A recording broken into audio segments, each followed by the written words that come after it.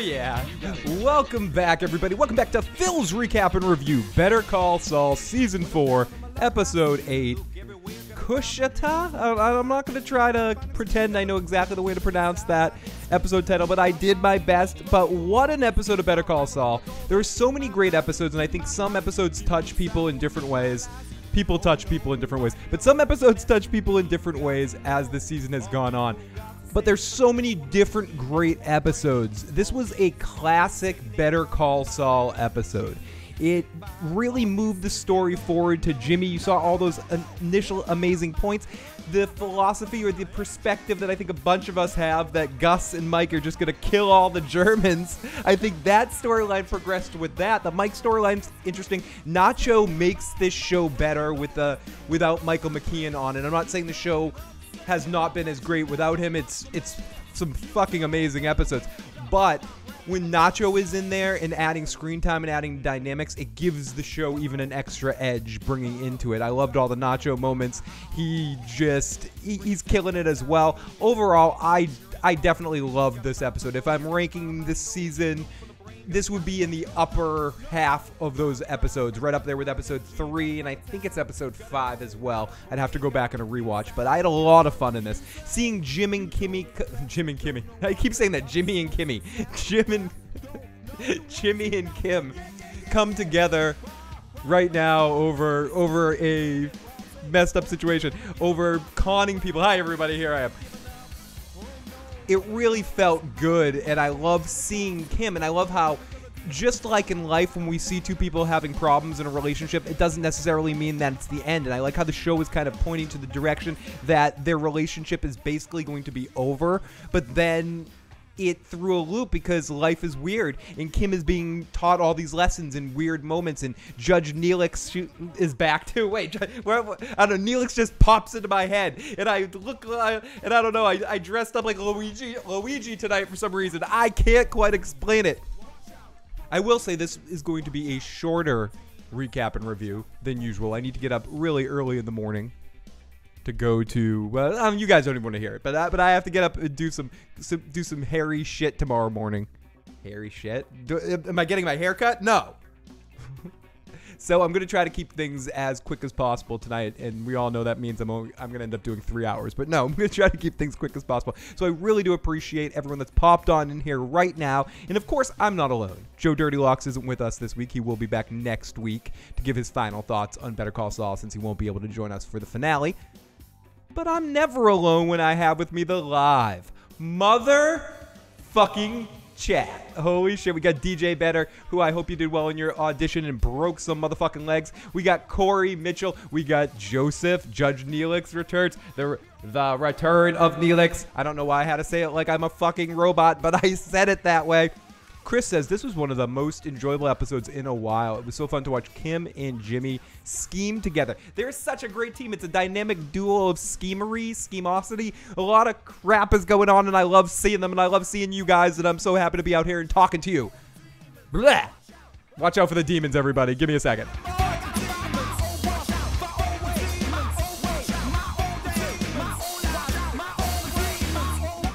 Okay, and Jimmy's haunted by his demons, too. I just love the whole experience, the whole journey with Bob Odenkirk's character in this episode. Seeing it from his perspective, seeing what we see from Kim, and I thought I was reading through the whole episode of her being, I'm done with Jimmy, but really she's trying to question who she is, not just in this relationship, but in this part of her being a lawyer. And I think we've said this many times this season. If last season was Chuck's, the whole series is Jimmy's, is Saul's. But if we're taking these secondary characters and pointing out that some of the early seasons as side characters were definitely Mike focused, Mike continues to be the second lead on this show. But ultimately, we've had certain seasons dedicated towards certain directions. Last season was definitely Chuck heavy. This is Kim heavy. And she's doing a lot of really awesome heavy lifting in this episode and in this season, and showing a lot of varied emotions and coming to play. I really am impressed by her as an actress this season, because I knew after a few seasons here Odenkirk could do it. And there's so many other great things. And obviously Jonathan Banks is Mike Ehrmantraut, and a lot of the other aspects of just the universe and the textures that Vince Gilligan and his team and Peter Gould and their whole team bring in with the writing and the photography and how it all looks. But with the acting, it's just Kim never really impressed me too much in the first couple of seasons. But this season, she is killing it. And fuck yeah. I loved her in this episode. I loved seeing her lawyer people. And I loved that this was her scheme that she put together. And when she runs into the vestibule or whatever, is that a vestibule? I don't even know if that's the correct word, but that popped up. Phil, I think you're making up words again. I don't think I'm making up words. Well, whatever they call that stuff on the stairs, you know, the levels of the stairs at each level, like outside of, is it a vestibule? Am I saying the wrong thing? You're always saying the wrong thing, you dumbass. I mean, it's true, I am, but that's beside the point. And let's go into the live motherfucking chat again. We got Hendrix. What's up, Hendrix? What's up, Hannibal? Bernie the Burnt. Those Germans will be in the concrete. I said that last week. Joe was poo-pooing it. He spreading the cheeks of television. Shame. Nope. I don't see that. I'm seeing it. I saw it again tonight. I think those Germans are not long for this world. Bob Odenkirk is about as sexy as a trout, though. That's my only complaint. I see that. It's tough. Kim is still the realest. You know, Kim is a boss bitch in prison somewhere during Breaking Bad. That's an interesting perspective, Bernie. Because everyone, including myself, always assumed that Kim leaves Jimmy at some point. That their relationship reaches an end conclusion where, and I've been saying this all season long, and maybe I'm wrong, and I hope I'm wrong, because that's what's great about a show when I can say here and go blah, blah, blah, blah, and it's something I didn't expect. I didn't expect this turn on Kim in this episode. I thought her scheme when she said at the end of the last episode would be a little bit more by the books. I wasn't quite expecting this to be so detailed and layered, and then when it all was over, forget all that. Maybe if she was going to do it, I'd expect it to be very detailed because she's going to make sure she crosses all her T's and dots all her I's. But I felt like my second grade middle school teacher there. My second grade middle school teacher there. What? My second grade reading teacher. But I was not expecting her to enjoy it so much and to get off on it. I mean, we've seen her do that in the past, but this was high stakes. This kind of combined a lot of things. She really wanted to give it to the district attorney. And when she has a weapon as sharp as Jimmy to use and add to her whole scheme, it's just the perfect combination. But the end game of her situation could be that she ends up in prison for Jimmy. Or not for Jimmy, that because of Jimmy's influence, she takes more and more risks and breaks bad herself and ends up kicking ass in a woman's prison. Or her and Jimmy are still together while she's at prison, and the prison is in where Cinnabon Saul stuff is there, or she's gone home. And I mean, a lot of things could happen that aren't as simple as what I thought was going to happen, where she decides to go to the straight and narrow and Jimmy's just a little bit too much. But I think it's a little bit an opposite. She's getting used to the fact that this is just who he is and might as well use it to my advantage and get some rights wronged. At least have some funds and fuck with the system, which is going to normalize it for Jimmy, which is going to equal the Saul Goodman factor. And I love it. And again, why this is such a great episode, and the relationship between Jim and Kimmy, it's constantly evolving like a real fucking relationship. It's not just a stuck in the mud situation. And I can't say how much I enjoy that I can't quite predict where the situation is going with the two of them. And I know some Breaking Bad purists or story-driven people be like, I know they don't end up together. And I don't want to believe that exactly, or I cannot believe that to the truest extent. I think most likely people are right with that it doesn't really matter with Kim and Jimmy's relationship. But how much did we really know about Saul Goodman during the Breaking Bad era? Not much other than a couple of highlights. We know what he said, and we know what we know of Jimmy now, and what we could figure out then too is he's just a fucking liar. He's just someone that's going to say anything to survive in a moment. So when he says things like my 2 ex-wives and blah blah blah blah, all of that's bullshit. He could, and I said this from the beginning, and it's weird, he could still be with Kim in the Breaking Bad time and leaving her, and we're eventually going to see her in the Gene era when she meets up with him or something. I mean, who knows? I don't think they're still together. I still believe that something drives them apart, whether it's Kim going to prison. But I think this opens up a lot more possibilities, seeing Kim really play with fire here and getting way more into the situation. And again, just excellently done. The editing in this episode and the editing in this season just in general has been so good. These little montages, I can't speak for everyone because some people are going to find them, are going to love them. Some people maybe are going, okay, there's too many of them. You can't have enough of the way that they're putting together these little quick edits with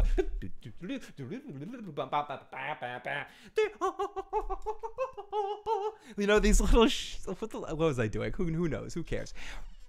But I've been enjoying them so much, and each one's different enough. It's not like a Sons of Anarchy thing where at the end of every episode of Sons of Anarchy for the last 3 seasons of it, they ended it with a music montage going through each single character and making you remember. No, they're doing different versions of the Sam shit montage from Game of Thrones. And it's different kind of things like that. Plop, plop, fizz, fizz. Oh, what a relief it is. And they're finding new cool ways to do it. And I like that that's become a natural mainstay for the show now. And it was for Breaking Bad as well with cooking meth. And I liked how that stuck to it.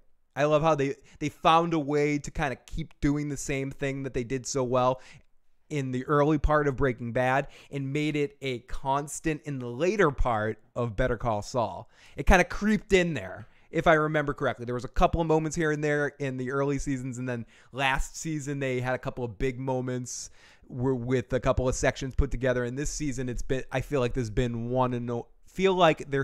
one in almost every episode. So let me go.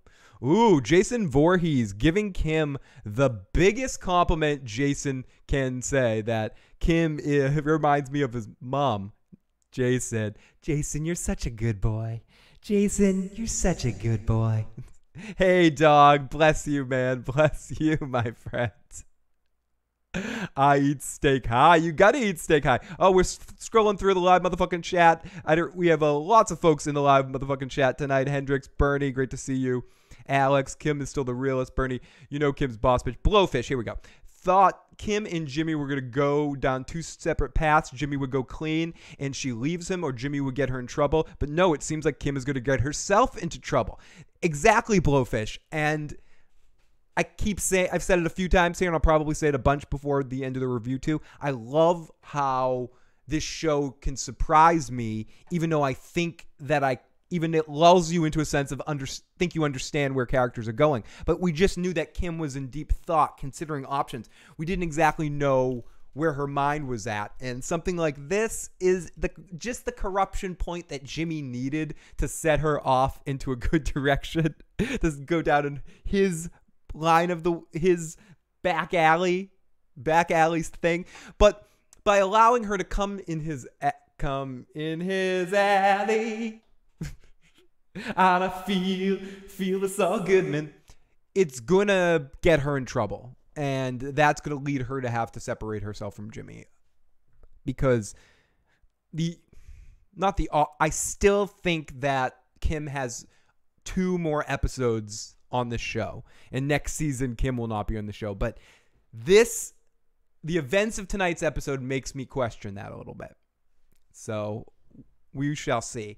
I guess I just believe that next season is going to be the last season, and a big chunk of it is going to be him as Saul Goodman and seeing that gap bridging. Me always with bridging the gaps. The gaps need to bridge. I don't think that means what you think it means. Well, shut up and eat a peanut. Fuckers. Sherman. Sherman. Her stuff's in that shoebox. Oh, exactly, Bernie. The shoebox that he gets out of the wall. That is another sign that somehow he's going to see Kim again. Gonna see you again. I don't even know what song I'm trying to sing there. I'm in a weird mood. Second grade was the best 4 years of Phil's life. 6. And it was third grade. Actually, different story for a different day, Chris. Yeah, they still couldn't get together. Kim reminds me of my mom. Not that I'm invested in their cold-ass relationship. Thisby says, this is what I love about you, Phil. I come to the stream excited that we finally meet Lau, and you're so invested with the relationship between Jim and Kim. I know, I hear you.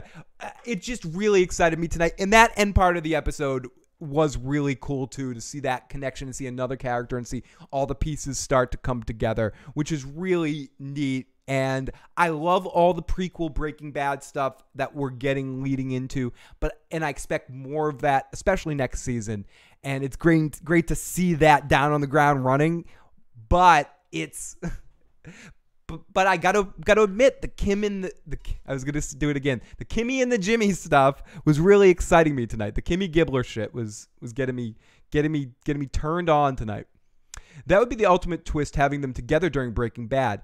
It would not be inconsistent with Breaking Bad canon either. Exactly, Joseph, because we just don't know enough about Saul. They kept it so vague with him as a character because they never knew they were going to develop him this much, that he was almost a caricature on that show, and everything that we know about what Jimmy's doing, Kim could exist in that universe, and we just don't know it. We don't know what he does all the time. We're focused around much different circle, or completely different circle, and we never really go down that road. Saul is not a perspective character in Breaking Bad.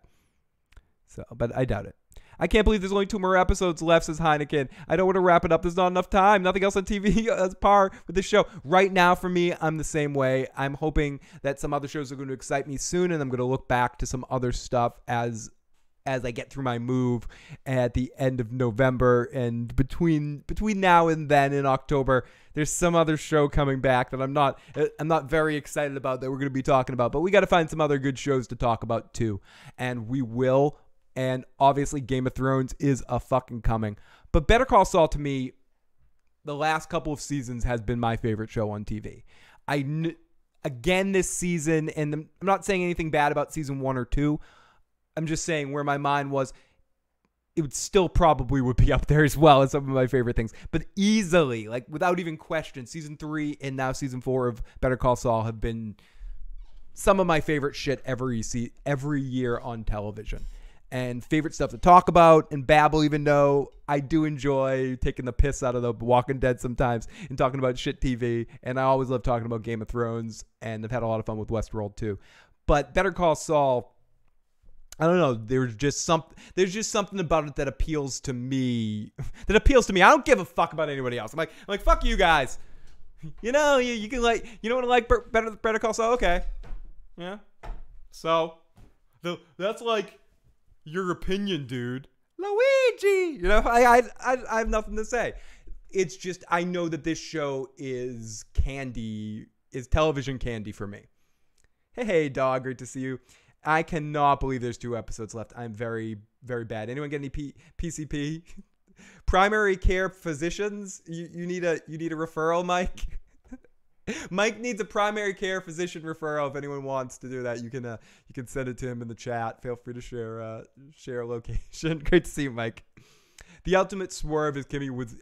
It would be interesting if they went that direction, Jason. We didn't start the fire. Maybe she's driven the minivan to freedom. Out of my data for my burner. We got the Biggie in the live chat. Crazy 8 goes to Hank in episode 8, 9, or 10. Hank is definitely a possibility to be popping up anytime. Ozark is damn fucking good too. Melly McGill says tonight's episode is one of my top 2 in the series. I'd have to think about the whole series as a whole when it's all said and done. But this is definitely in my upper echelon this season and one of my favorite. I had so much fun with this fucking episode. Ozark season 2 would be up there too. At the end of the year when I'm talking my favorite seasons of television, Ozark season 2 will be definitely on that list. And anyone who hasn't watched Ozark, I feel like I need to mention it in every Better Call Saul podcast, simply because, as I mentioned, it's connected. The showrunner is connected to the Breaking Bad, Better Call Saul universe as a writer or a director. I need to double check that. But it's a great show, and if you haven't watched Ozark, I highly recommend it. Lindsay C., great to see you. Lindsay C., you're just in time. Just in fucking time for me to stall for a second and me to move this up here and go over here because we gotta go a little quicker than usual and get into this recap.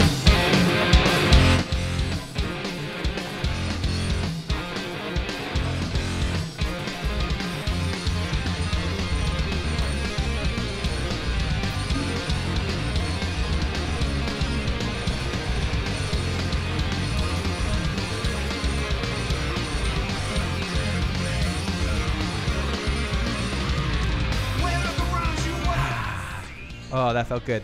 Getting the recap out. Let's open this up. Yeah, Ozark season 2 is fucking great. It is much better. Not much better.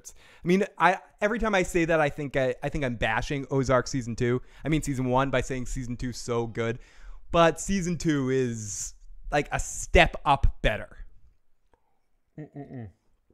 It just works better for me. Heineken. You'll be here with your Walking Dead. We'll be here with you with The Walking Dead, but it won't be as good. And this in Game of Thrones is so fucking far away. This is what he says. In Nacho and his father's ID card, it said that they were from Manitoba. Ozark is a good show. If you love Breaking Bad, you will love Ozark, says Melly. And I feel confident saying that as well, too. Ozark is a hard show. Now, I'm going to say this, and someone's going to come up to me, well, I fucking hate it. I'll say Ozark is a hard show not to like if you're into Breaking Bad and into the just good, gritty TV. Perfect. I got distracted, so I didn't catch the whole episode. Looking forward to the recap. I binge-watched The Wire again the other day because you talked about it on your freaking walk with your dog the other day. Good. I'm glad I made you binge-watch The Wire. That's a great binge-watch series. I, contrary to the popular belief of some people, I definitely enjoy all the seasons of The Wire, even season 2 in the dock. I think that's a very underrated season. But bump. I am wearing a Super Mario Brothers onesie. Sorry about that. It's cold. It's like already too cold for me. I'm getting ready for the winter early by jumping in a Super Mario Brothers onesie. So here we go. Let's continue with this shit. So we open up to a trunk and Saul is leaving, Jimmy is leaving, and he's very thankful and apologetic at the same time. And he's heading to what it looks like Houston or something, but I mean, we all know that watch the episode at the end where this ends up going, but it's really cool the way this leads in is you're not sure exactly what's happening or where he's going with this or where Kim's plan is. I like how it's uncovered. Instead of hearing Kim tell us, so many shows will get to someone doing a voiceover while we see some action happening, but not this show. This show doesn't have to do this because they're so good with nonverbal acting and nonverbal storytelling through the setup and the scene and the music and the way they move things along. The way that I've talked about this before, I love scores. I love shows like Game of Thrones and Westworld that really have a score that drives the action on screen. It's really important for what those shows are doing. Better Call Saul uses music in a very different way. And I think both methods are excellently done. And sometimes whatever the music is itself is an afterthought. It sounds like elevator music or something like that that's going on. But it really works to what they're trying to do in the scene. And Jimmy in this moment, and Bob Odenkirk got to do so much fucking comedy in this episode. So much classic, just Bob Odenkirk. He almost seemed on the bus at times like John Candy in Planes, Trains, and Automobiles. We're selling shower curtain rings and stuff. I love that they're giving Odenkirk a lot more funny stuff to do as he's leading more into the character that we know of in the Breaking Bad universe and being that kind of funny character. So let's listen to a little bit at the beginning here of what I'm talking about. Figure it out on the way. You're back on Thursday. Thursday, yeah, unless we break down in Amarillo.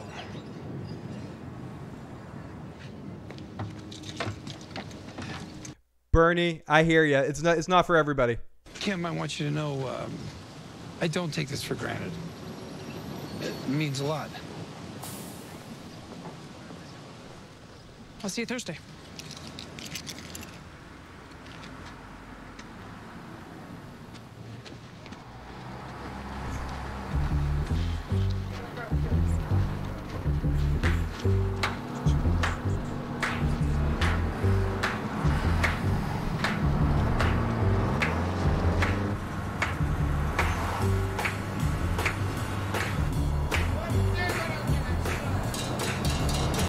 That's what I mean. It's sort of just the music there is an afterthought. It's really cool. I mean, I enjoy that kind of music just to chill to or play in the background. But it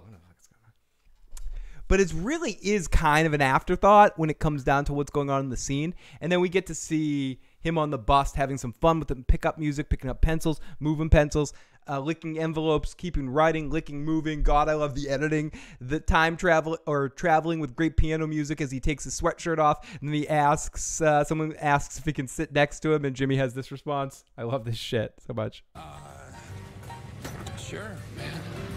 I've just word of warning. I had a pile of cheese chili fries back at Stuckey's with onions on top. The last guy who sat here didn't last 5 miles, but...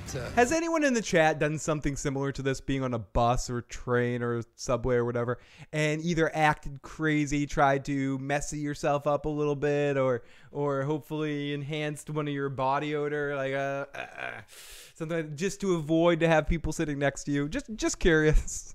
Not because you're scheming to scheme the law system, but I've definitely in some situations acted crazier than I am to have if I'm not in a mood to sit next to people in a confined public transportation situation.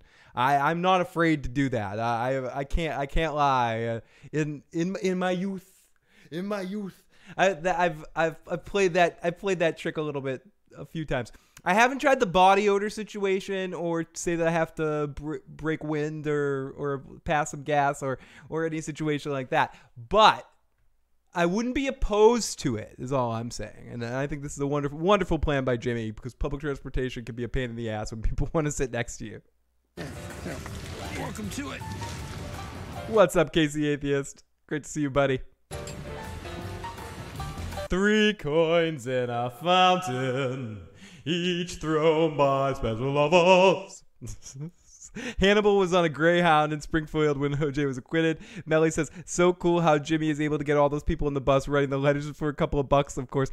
Absolutely. And this is the moment where I said that nothing compared to John Candy, or it's not exactly a one-for-one comparison, but for some reason during the scene I kept thinking of Planes, Trains, and Automobiles, and John Candy selling all the shower curtain rings at the bus station or train station, and it just made me laugh in the sense of Odenkirk could play a character. I'm not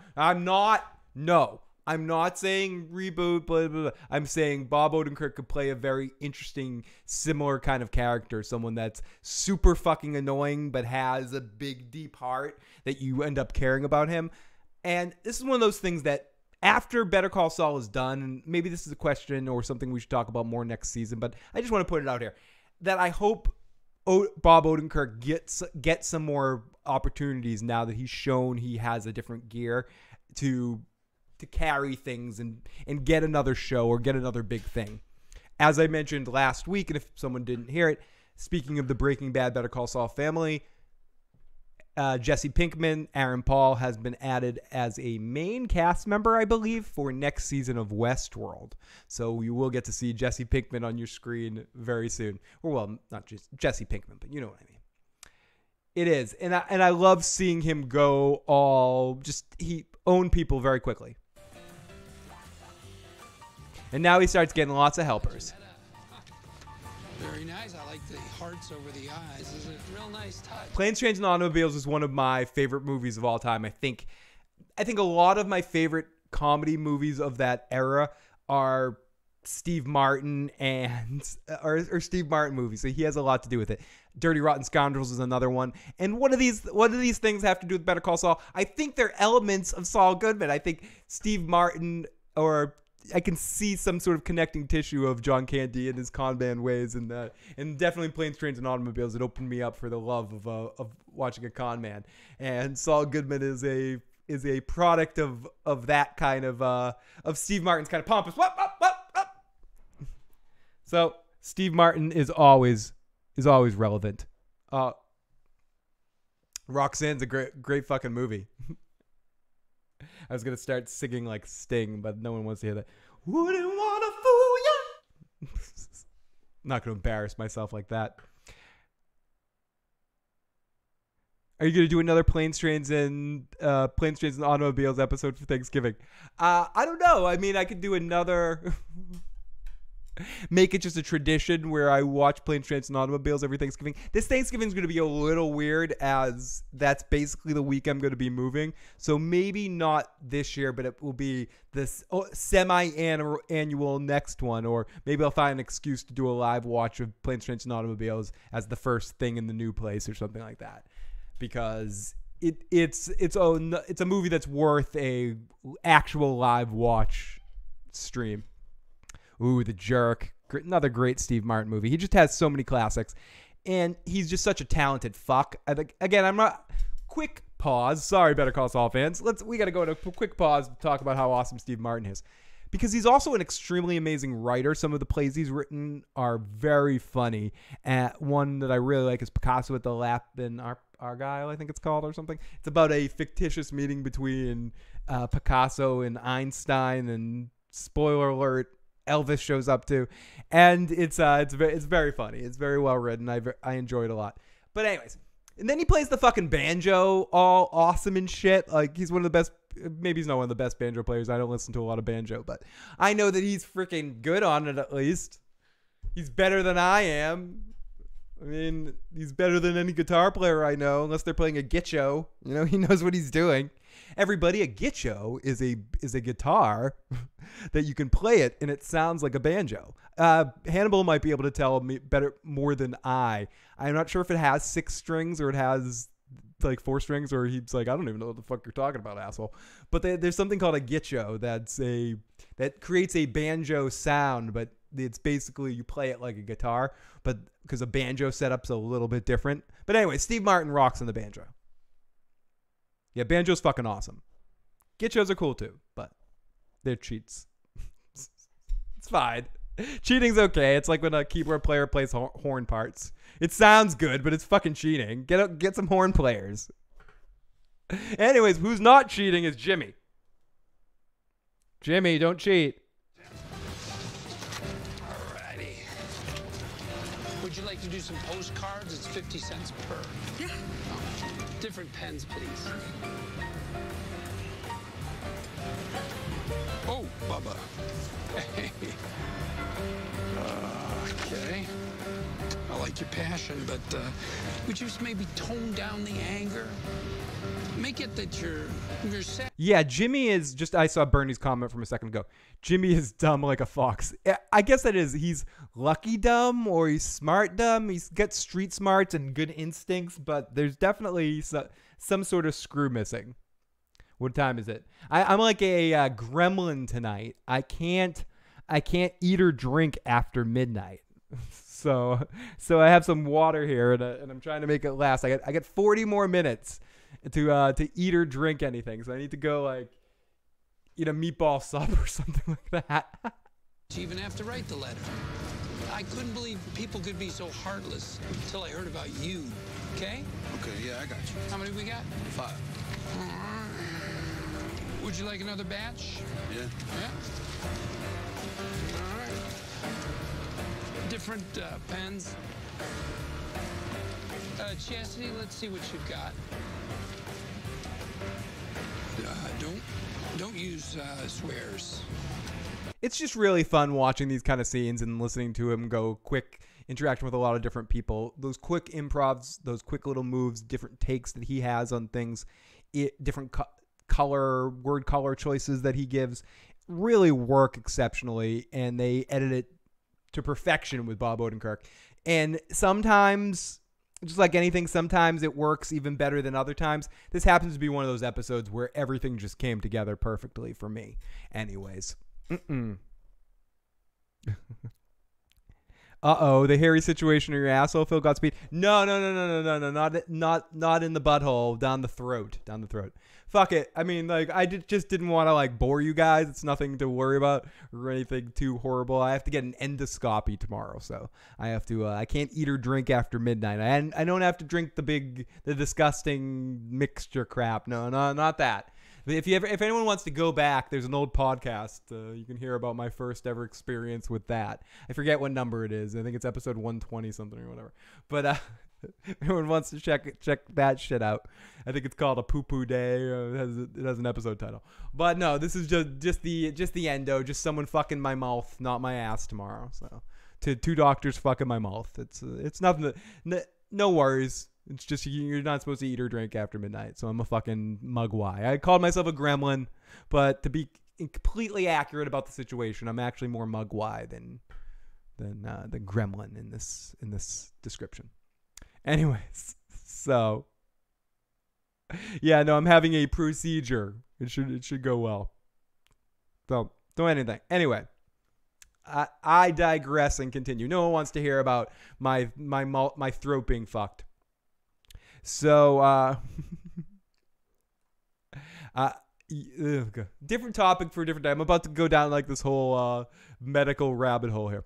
So okay. So he collects all these signatures, or what seems like signatures, but what he's really doing, we find out later, is getting all these people to write letters and stop at the post office.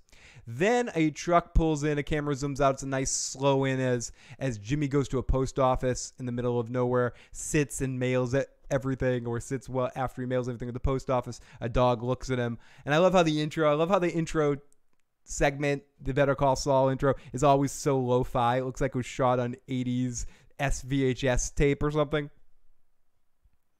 Yeah, Bernie, they're fun. Everyone has to have one eventually. It's a good flush or something. Robin Williams has a couple of funny bits about colonoscopies.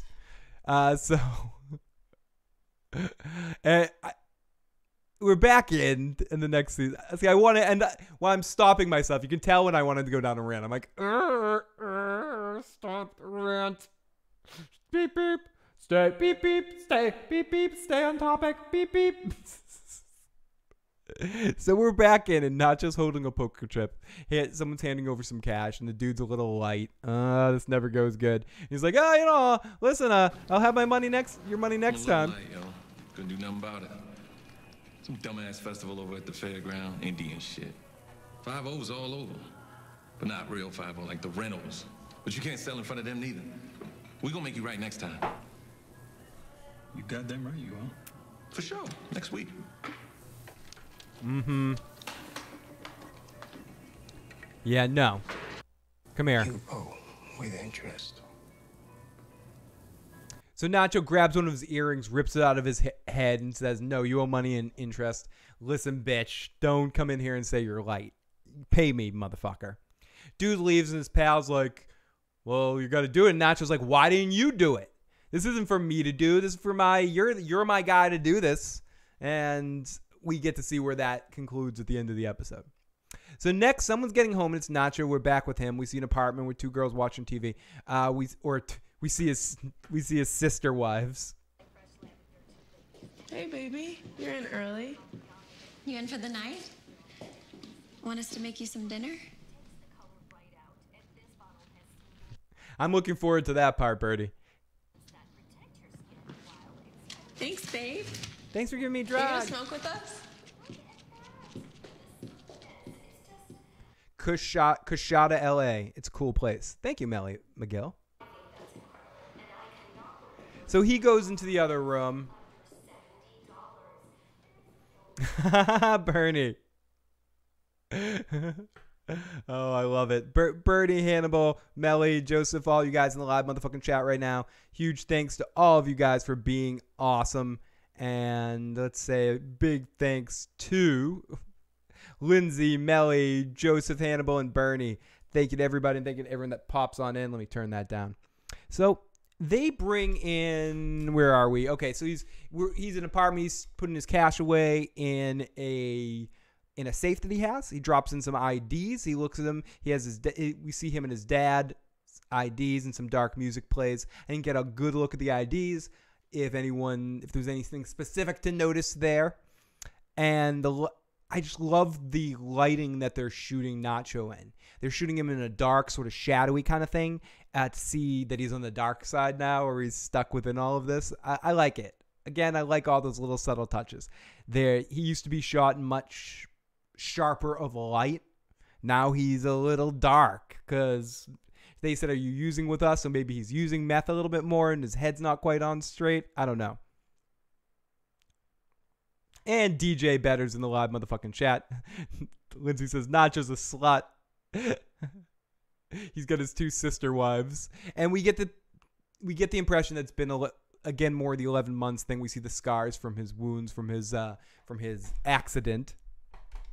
Good to see everyone in the live chat tonight. Thank you, guys. Hope your fake IDs, Manitoba, Canada's driver's license. Thank you, Jeffrey Townsend. So I think you said that earlier in the chat, or someone said it earlier in the chat too. And I was trying to goat you guys. I don't have the goat. I'm not Doran Martel. But I was trying to goat you into saying it. So thank you again. Bernie, yes, several times life I was a drug rep, the legal kind, says Mel. Fake IDs, Manitoba, Canada, driver's licenses. So ways to escape this situation if possible, which I thought that's what it meant, but I didn't know if there were any specifics to it. So thank you. As always, I would be nothing without the live motherfucking chat. Now I'm yelling weirdly. Yeah, live motherfucking chat. So he puts the cash away, and I love the light that they're shooting him in. So now we get into, at first what I thought was happening is that they brought the strippers to the warehouse, but instead they brought the... First, what I thought they'd bring him to the mountain, but instead they brought the mountain to him. But the other way around, they brought them to a strip club out to party. So it's adult time as everyone's hanging out at the strip club, and Mike in his buddy Vanna start having a talk, and this guy really thinks he's bonding with Mike. You almost feel bad for this German that he's very, very dead. And if you didn't think he was going to be a very, very dead boy, very, very dead Vanna in a Serial Pharrell voice that I can't do, and I don't want to embarrass myself too much here, or more so than usual, and says the guy sitting in the Luigi onesies. But I feel it's almost that uncomfortable, like, oh, you're so dead and you don't see it yet. There was a moment where Varner kind of realized that he's not, oh, wow, this could end badly for me. But I don't think he actually is grasping what's about to happen to him. And this is just a bunch of dead guys here. This is just a bunch of dead Germans happening here. It's dead Germans walking on the in front of Mike Ehrmantraut. It's not going to be pretty here. So, yeah, I thought that we were going to bring the guy some prostitutes or bring them some strippers there and set up the whole thing. Get a couple of delivery trucks of some strippers.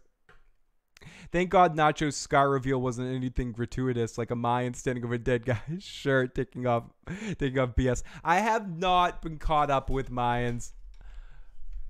Oh, gosh. Have you been carrying along? I'm not going to read your comments, Bernie, but feel free to troll. I was going to say flame. I was going to say somehow troll came up. Feel free to burn up the chat, letting me know if it's still as poor or I should be going back to it, or you're still not feeling it, because you kind of were feeling almost exactly how I was feeling about that show. So let me continue. Mike shutting Kai down at an extra 20 years to my life expectancy. Oh, you stopped too. Okay, cool. Cool. Good. I'm glad you stopped that shit, because that shit wasn't good for either of us. It really wasn't. It was soiling the whole thing. It's sad. Let's just pretend it didn't happen. You know, there's going to be people that are going to like it. We're not those people. It's fine. I'm going to give it another chance at some point in time. I don't want to group you in with me for everything. Bernie and I are done. We'll give it another shot later on. It's terrible. Terrible. A bigger problem, Jeffrey Townsend said a bigger problem, is that the Germans are going to come down with an STD, infect the whole thing.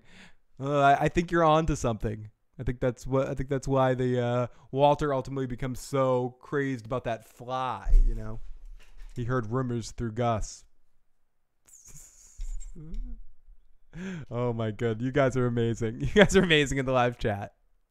So, they bring in strippers for the guy to party. Mike and his buddy have a talk. We learn a little bit more about Mike's family and Mike's upbringing through all of this. Did you know, Michael, my father was also an engineer, yeah? Worked from the day he could hold a hammer. Learned the work from doing the work. Hands like knots of a tree. Actually, DJ makes an excellent point that if Mike was going to bring them prostitutes, he would definitely check them out and get some blood tests. Make sure there's some birth control and blood tests going on in that situation. I definitely think so, because I think Mike is he checks things out. You know, Mike would do this to them. He'd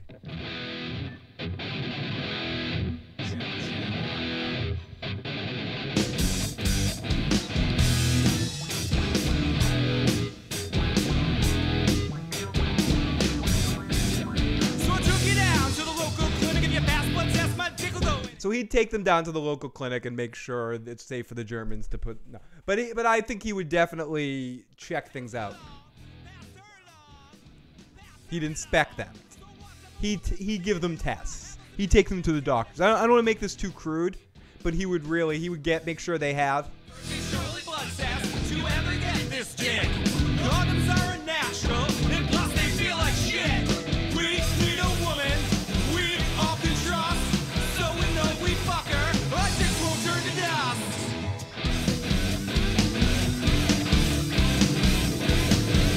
Our dicks won't turn to dust. Or Mike gives them rubbers, it's true. But Mike would make sure he checked out that situation for sure. No doubt. He would have them certified. I agree. He would have them flown in from a Nevada ranch that has weekly testing or something like that. Yeah. Together once and for all. Everybody, if you know the words, join together. So, let's continue here. So,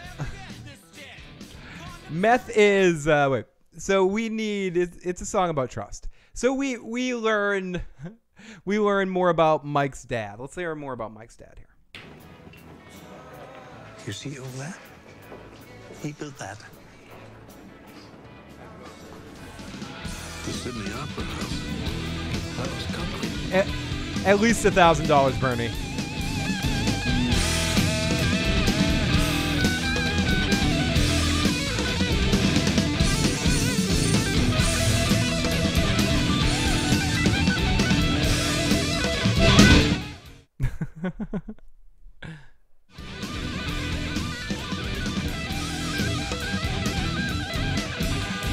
Which is impossible in 1957.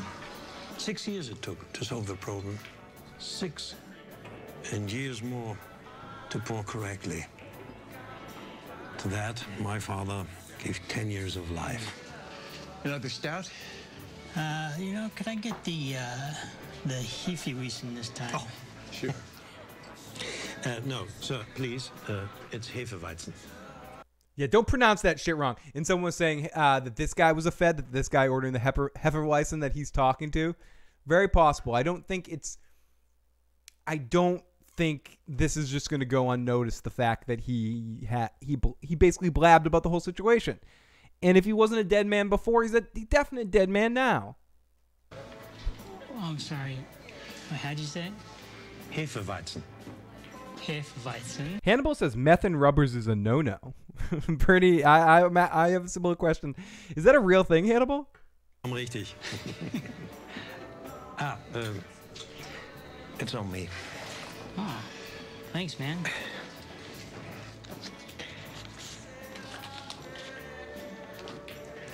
Prost. Oh, Mike's totally killing that fucker, Joseph. It's like It's just it's happening so soon. The opera. It's for the ages. For my father, it was his. I agree. Hefeweizen is definitely really good beer. Good alcohol content, cheap beer, delicious. I love it. It's a beer I get quite often. The creation that will endure. Maybe Hefewiener is Hank's partner. I wouldn't doubt it. That whoever said that originally in the live chat, good pickup. I didn't think about it at the time, but definitely listening back, the way it sounds a little fetty. Hannibal says no. Bernie was excited there for a second. She thought, me as well. I thought we were going to be learning. I'm just speaking for Bernie and I tonight. We're equal parts partners tonight. But I thought we were going to be learning some interesting piece of information tonight. But no. What about you, Michael? Your papa, what did he do? Oh, Melly. Melly and Joseph. Remember, these are all characters. They're like people drawn on a chalkboard, little stick figures to be erased, and not real people. Mike. I want to see Mike kill all these Germans so bad. I'm horrible. They're so nice, especially this guy, Werner. He's such a guy, can go fuck himself. But Werner, he seems like a nice guy. He really likes Michael. But Michael's gonna kill them. Michael is gonna kill all of them. Or Gus is gonna kill all of them, and Mike's gonna understand. It's awful. Funny stuff. So some guys go in, and some guy comes in and grabs Mike and says, "Listen, we got a problem outside." You're not throwing me out. I paid my And Kai is of course that guy at the strip club. Was there any doubt that Kai was going to be this guy? Well, it leads me to believe that something's going to it's not going to be as obvious as Kai is the inciting incident force. That's why I think it was interesting that Varner was the person that crossed the line by drawing the design, because being a dick cheese is one thing, which Kai is. Being a dick cheese isn't, if you're good at your job and you keep your mouth shut, isn't going to get you killed. It might get you sent on a bus home, unless everyone's going to die anyway. But what Varner did, I tend to think Gus wants to kill them anyway from the very beginning, all of them. You know, everything clear. But I think Varner almost signed, sealed, and delivered their own death in this situation. Because if that guy ends up being a Fed and then someone starts sniffing around the situation for any of this, or even just the way Gus was talking to Mike at the end of this episode, it's like, okay, I trust you, but I'm still going to kill those guys. He said Michael way too many times. He's gotten under Michael's skin. No one calls him Michael. Yo, his dad, but the Sydney Opera House like that. I really like Varner. I'll be sad if he dies. He seems like a generally good dude in this universe. I agree with you, Lindsay. I would feel sad for this guy. I was mentioning that earlier, I think right before you popped in, that I feel so sad in these scenes with him and Mike, because he legitimately seems to be developing, or he seems to just be one of those guys that's friendly with anybody, can kind of go anywhere and form some sort of chemistry. And I think in general, he's really starting to get an affinity for Mike. And Mike's giving him don't listen. I don't care about your stupid shit. And he's just not picking up. And he's, oh, Michael, you're just quiet like my granddad. Like, what kind of stupid accent is that? But let's go. Was there any doubt that Kai wanted to touch? Yeah, it's true, DJ. Like, I mean, we all knew Kai would be this guy. He is. Let's listen to it. Did you know, Michael, my father... You're not throwing me out. I paid my money. You paid to look, not touch, asshole. That's it. I'm calling the cops. Let's see how you like hanging out in NBC. No, you don't need to call the cops. I'm the guy who's telling you this one's had too much, and I'm here to get him out of your hair. What about his buddies? Well, they're not causing any trouble, are they? Let him stay a while longer. This one? Listen, buddy. I'm the guy that's gonna tell you what's going on here. Done. Oh, fucking Mike. Don't try me.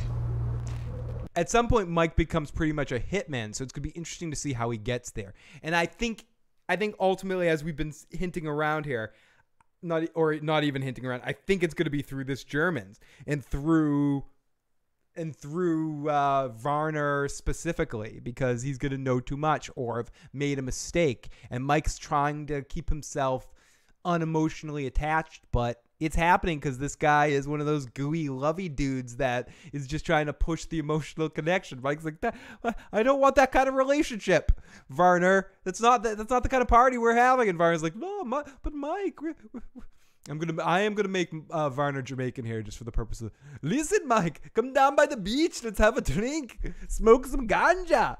Sorry, I didn't want to try to do my German accent, so I figured I'd do a horrible Jamaican one instead, because that's somehow better. What is Phil wearing? That's a good question. I am wearing a Luigi shirt onesie thing. Laundry day. And I have to get up early in the morning for a procedure to be officially turned into a Super Mario character. So, I figured I'd be ready for it. Mike was good in He was good in Beverly Hills Cop. A lot of people don't know that was Mike. Mike is the guy that Eddie Murphy was is the bad guy, not the main bad guy, but the main bad guy's number one. Wouldn't be surprising if Varner is a Fed. He could easily be playing Mike to gain his trust. Interesting, Lindsay. Every time I go to the strip club, the girls touch me and I don't get paid. Next time you do that, Bernie, if they did, you should be like, you have to give me $1. You want to touch me? Give me a fucking $1. You have enough. Do you have enough tips? Like, they come off stage like, oh, I want to touch you. That'll be $1. And that'll be an awesome story. I go to strip clubs and strippers pay me. do that and report back. So Mike was good. Bernie. Don't soil the Mario characters. So, oh my goodness. Bernie cracks me up. Hannibal, DJ, Lindsay, all you guys are freaking amazing. Blowfish. So yeah, at some point Mike becomes that. So I think we're seeing that. It's one of those side things that we knew was coming somehow, but how they slipped it in is very nice. I like the slippage. The slippage. Varner is too smart to be a Fed. And I think they're too smart in the way that they vetted him to him to be a Fed. I think Gus and Mike are good at what they do, and they didn't hire a Fed, but they did maybe hire too nice of a guy that is somehow a blabberer. Not somehow, is a blabberer when he gets drunk. So, okay, $10. See, DJ, this is why I need someone like you in my corner too, as a manager to be pushing stuff like that. I think too small. I'm like $1. No, $10. $10. No touchies, motherfucker. $10. Brr, it's cold in here. So let's continue. So one of his guys might be, because we touched that. I tend to not think that. I think all the Germans are on the level. I think possibly the guys they were talking in the bar, I could see something like that. But ultimately, I don't even think so. I think that's an interesting theory that could turn out to be something, some sort of connection to Hank, as people were mentioning. That being said, I don't think that's going to happen. If you're putting my hand to the flame, I would say that Varner already just signed his death certificate tonight by being someone that proved that drunk he could open his mouth. He doesn't have to do anything more. This is going to stick in both Mike and Gus's craw. That they're going to... What the fuck's their craw? It's going to stick in their asses. It's going to be touching them, sticking them, pointing them, penetrating them with needles. It's going to be bothering them through this whole situation. He got drunk and he basically drew a schematic. Whether that person ends up being a Fed or not, or a DEA guy or not, and I'd be fine in either direction if it was done right, and I'm confident if this show decides to make the decision, they're going to do something right. I think it could even just be as simple as he already just signed his death certificate by opening his mouth at all and showing that he is a flib de jib, that he's a Kimmy Gibbler, to bring back Kimmy tonight, that he can't keep his mouth shut.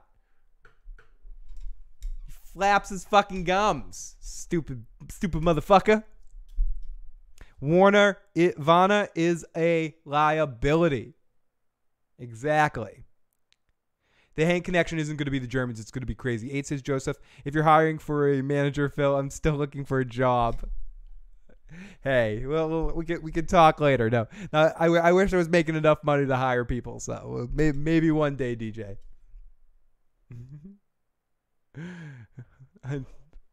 More intern or something. Jeffrey, the Varner guy was a Fed. How would Gus gotten so far? If Varner was a Fed. Sorry, I was reading your comment wrong, Jeffrey. If Varner was a Fed, how would Gus have gotten so far in his meth empire? Exactly. Gus and Mike are both too smart. And they checked this guy out. They checked out all the people that they were vetting. And they know this guy. They know what this kid got for middle school or elementary school grades. They have his transcripts. They know what blood type he is. They know everything about this guy. They've taken DNA samples just in case. They have Gale in a lab somewhere running all sorts of analysis. He's running analysis paralysis somewhere. So, okay, so yeah, where are we? We're at Kai being a dick cheese. And then, again, this is just sort of a red herring of the situation. We get to the real issue that happens here at 9. This song. No, Terry.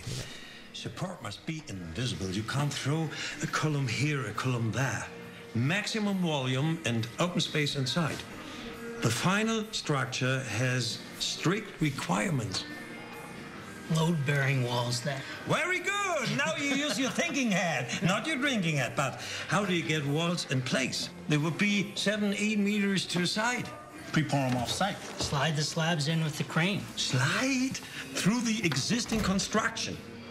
You will knock down the Chrysler building just to add a subway stop. Well, no. Time to go. Huh? Mike, come sit with us. Your wife's calling? No, time to go. Time to get the fuck out of here. Your wife's calling. You're talking too much shit. Shut your fucking mouth now. You're basically killing yourself. Do you realize what you're saying? Stop being an idiot. I thought you were smarter than this. I hired you because I thought you were pragmatic, not a bad drunk or a friendly drunk that's going to be goofily basically say the whole plan of the situation when we aren't even supposed to. Well, like, what are you doing? What are you doing, you big dummy? That's what Mike is thinking. My wife. Your best friend in the live chat. Great to see you. I bet all the Germans get killed. Best friend, I am definitely. That's why you're my best friend. Because I agree with you 100%. Bernie says, yes, I tend to think that the Germans aren't cops. The dumb guy in the bar mispronouncing on purpose in the front of the Germans. He's kind of suspect. DJ, and they can't kill one or two of the Germans. They'll have to kill them all. Exactly. It's going to be a Metallica album title. They're going to kill them all.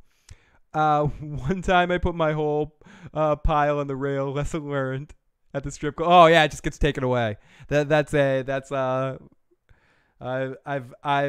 seen that mistake done as well. I was gonna say I've made that mistake, but I'd be lying. But we'll have next time Joe's on the show. We can talk about some of our strip club experiences with that. But people are like, no, I don't want to hear that. Gross. What are you talking about? But no, just to be like, I'm an interesting experience in a strip club. Anyways, so. But yes, I have seen someone put their money out thinking that they're okay, and then they just go and take all the cash. It's kind of funny. I love it. 2 points for the home team there. You know, don't leave your shit down there. Finders keepers, losers reapers. It's like a bet at a casino when you put the chip forward, and you're like, I don't know if I want to bet or not. I don't know, your chip's there, done. All bets are over. Gonna scoop. Yeah, Bernie better made them work for that shit, damn it. Yeah. Uh-huh. Okay. Thank you very much, gentlemen, for your hospitality. Good talking to you, Werner. Like, again, this dude still just doesn't get it. And wait. I want to rewind that a little bit. Uh-huh.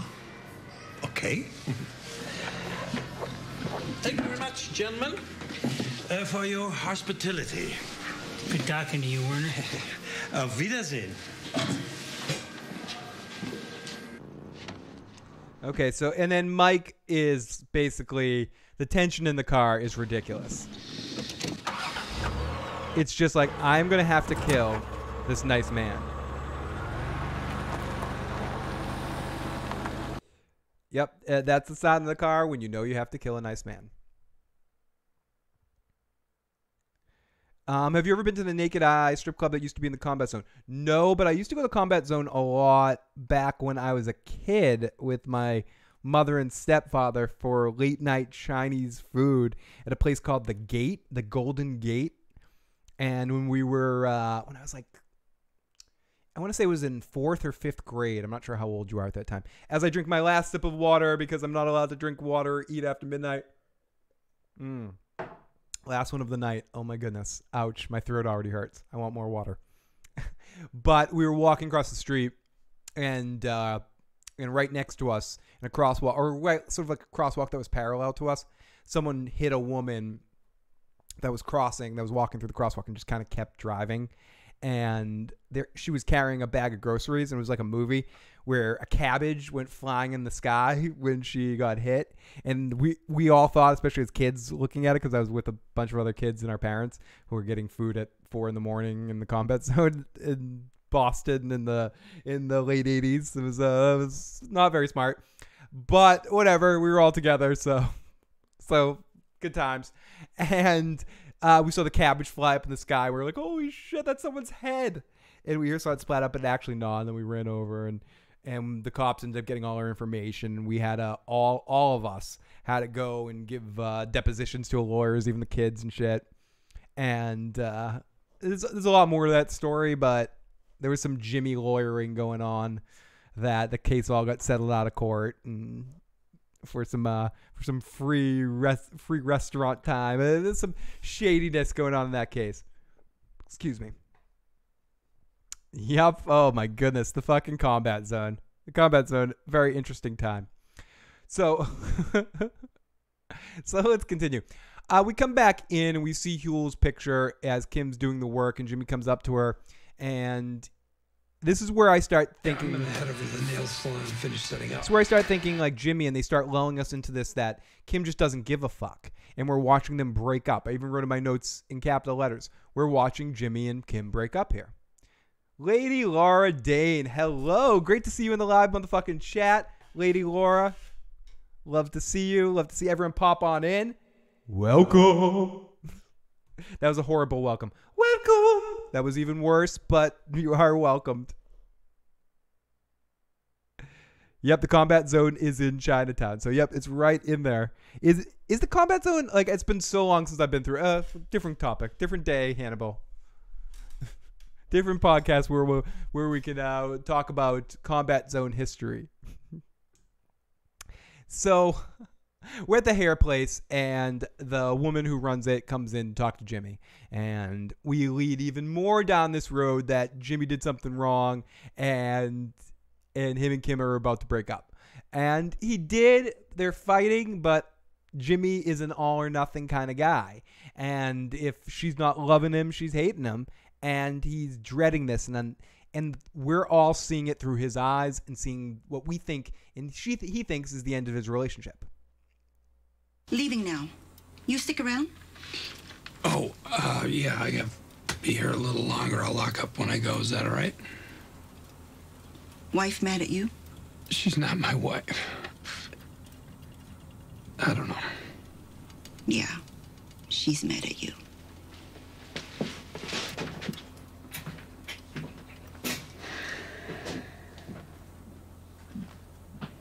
So she goes and gets him the booze, and then he tells him he needs to apologize, and she's like, no. He's like, no, it's a little worse than that. So we cut to Kim walking down a hallway, and I love the Kim walk. She's got a little bounce to her step. I said it before. It's a very cute little bounce, and the hair's bounce off it. It's fucking great. But she's like, she is the lawyer of death. She is just lawyering people left and right. She kills it. And the actress kills it as well. Kim is a very crazily powerful character. And seeing her wield her skill set in this kind of way with the energy and the influence of a fucked up Jimmy really is the chimp with a machine gun.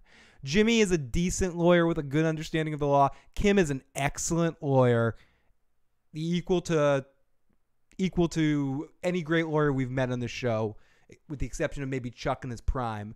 But it's definitely on that level and highly influenced by Chuck in his prime. So it's almost like Jimmy, in a sense, gets to have that magic team up he always wanted with Kim as a lawyer and her talent set that he probably wishes he could have got with Chuck.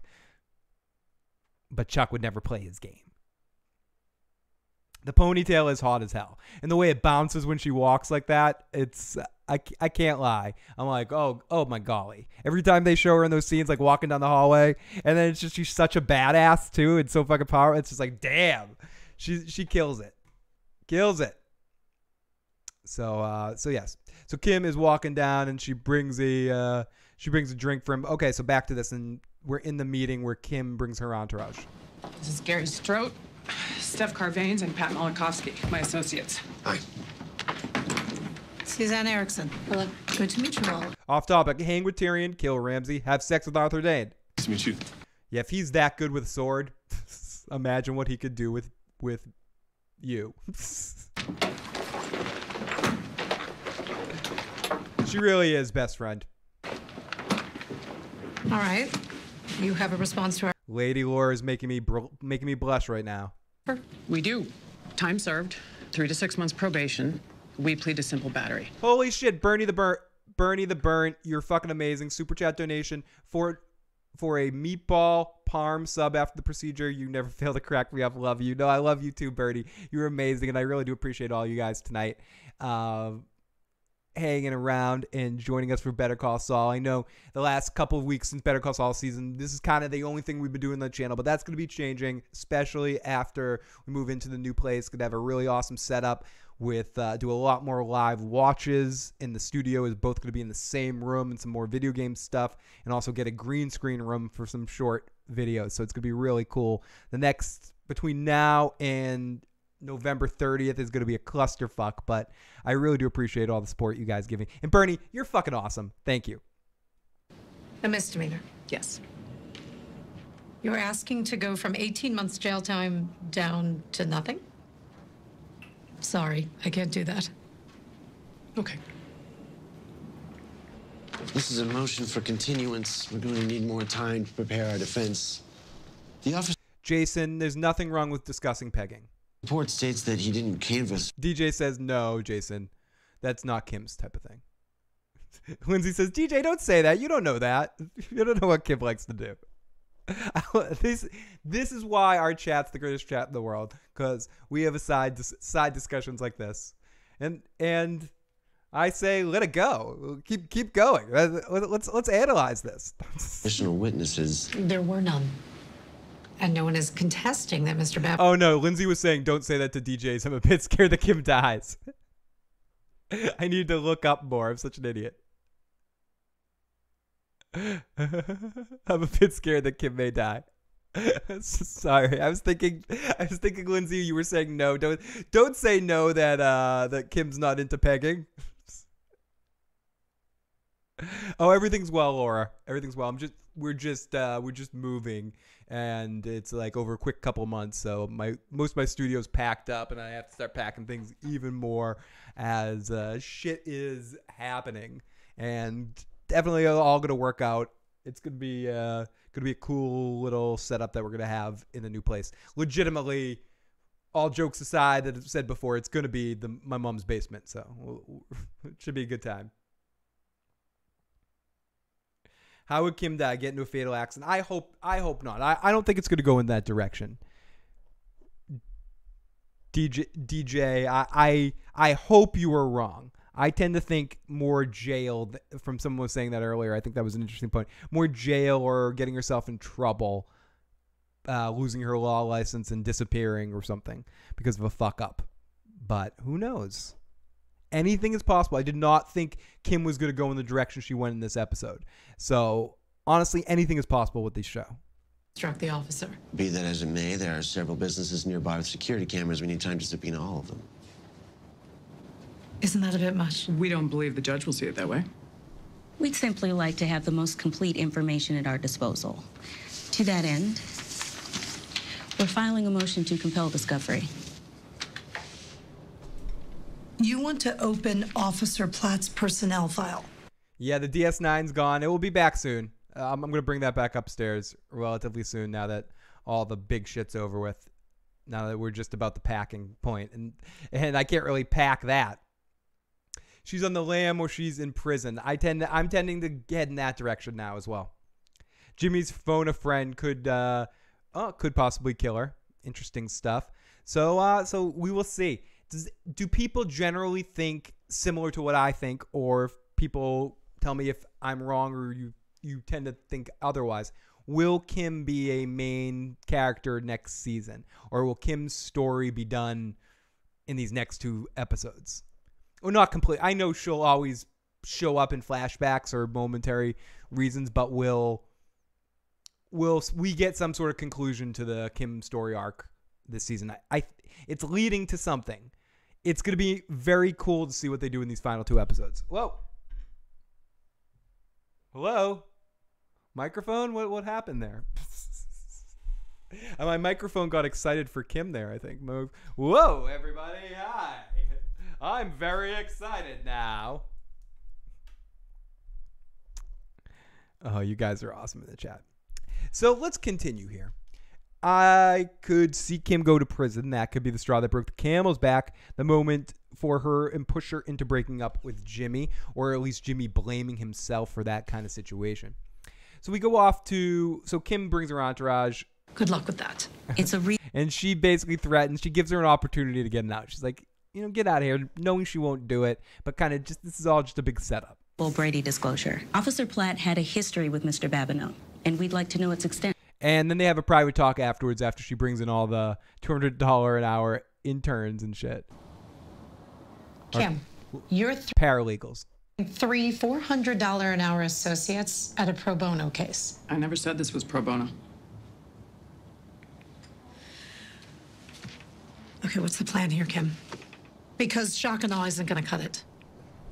Bring every fancy associate you got, file all the motions you want, and at the end of all this, your client is still going away. You wanna bet?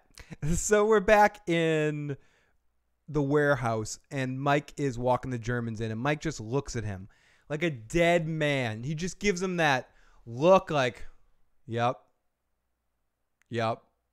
That look when you know you really fucked up, and someone's giving you the look like it doesn't matter what you say. And he's giving him the Tom Hagen to Abe Vigoda at the end of Godfather look. Spoiler alert, I guess. If you haven't seen The Godfather yet. Just that look, it's done. It's done. You don't want to see that look. I'm stealing some comedian's bit. Is this an Eddie Murphy bit? That bit. I thought Jimmy and Kim would break up, but maybe she's ride or die. I want the straw that can break the camel's back. Kim gave that other lawyer a big plastic one by the time this is over. Bernie, I'm hoping for a ride. I can't see Jimmy doing that to her. Jeffrey cares about her too much. Oh, Jimmy will throw Kim under the bus to save his own ass if their next con goes wrong. Ooh, very, very interesting. I don't know if Jimmy would do that yet. Saul would, maybe. But it's going to depend. What will Jimmy do in the fight or flight moment now that he's lost all empathy? But I don't foresee him doing that, but that could be a weird heel turn in a thread of a better way to say it. Mike is the longest running character in this world. Yes. Yes, because he was on Breaking Bad a little bit before Gus was. So he's been on for the most length of time in both shows, because Mike was much more of a regular character on Breaking Bad, especially in the later seasons, than Saul was. Jimmy Saul was more in a handful of episodes, where Mike was, especially in those final 2 seasons, an almost regular. Open up a bed and breakfast in Marblehead. I would be sure you can play your bongos for entertainment. Hey, if anyone wants to come to my house and sleep in a bed and have me play bongos, that can be arranged. That's not a bad idea. And do you have like a podcasting bed and breakfast? I can see an answer there. I can see an end game there. I like it. Love to entertain all of you guys. Bernie, Jimmy would take a bullet for her. Come on. I tend to agree. Exactly. Still cares about Kim. Losing her is what will push him into becoming full-on Saul. More importantly, a little after Gus dies. Yeah. Yes. So we're back in the warehouse and dead man walking here. Everyone seems much improved. This R&R was a good idea, Michael.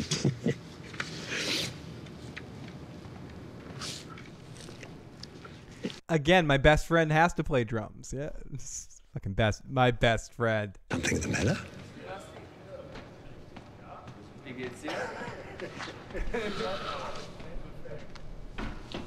This? Don't be concerned. I said nothing. Men at a bar talking to make talk, and look, no details, no scale at all. Could be a skyscraper. Could be a box for shoes. Again, I've been this guy, when like, you're slowly but surely figuring out that the person that you're talking to is so fucking pissed at you, but it's not occurring to you right away. So your mind's sort of slowly attaching to it. You're like, wait a second. Fuck. I said nothing about the construction. That would not be true for thousands of others. By now, they have forgotten me entirely. They forgot. The German national in the middle of Albuquerque, talking about pouring hundreds of tons of concrete at a secret underground location. Yeah, you were right. Yeah, you're right, Mike. You dumbass. You dumbass. You beautiful dumbass, you, Varner. I'm sorry, Mike. I had too much beer. And I may have said more than I should have. Listen to me. Carefully. Oh, Bernie. The man we're working for is very serious. Think about the precautions we take to keep everything that goes on here quiet. Think about how much money you're making. Think about what happens if something goes wrong. Think about what's going to happen to you, motherfucker. Think about it. Do you understand what I am saying to you? Do you understand the words that are coming out of my mouth? I do understand. No, I don't think you do. Sorry, I felt like standing up. And I'm sorry to cause you any problem. You have my word. Nothing like this will happen again. You know why? You know why? Because you're going to be dead.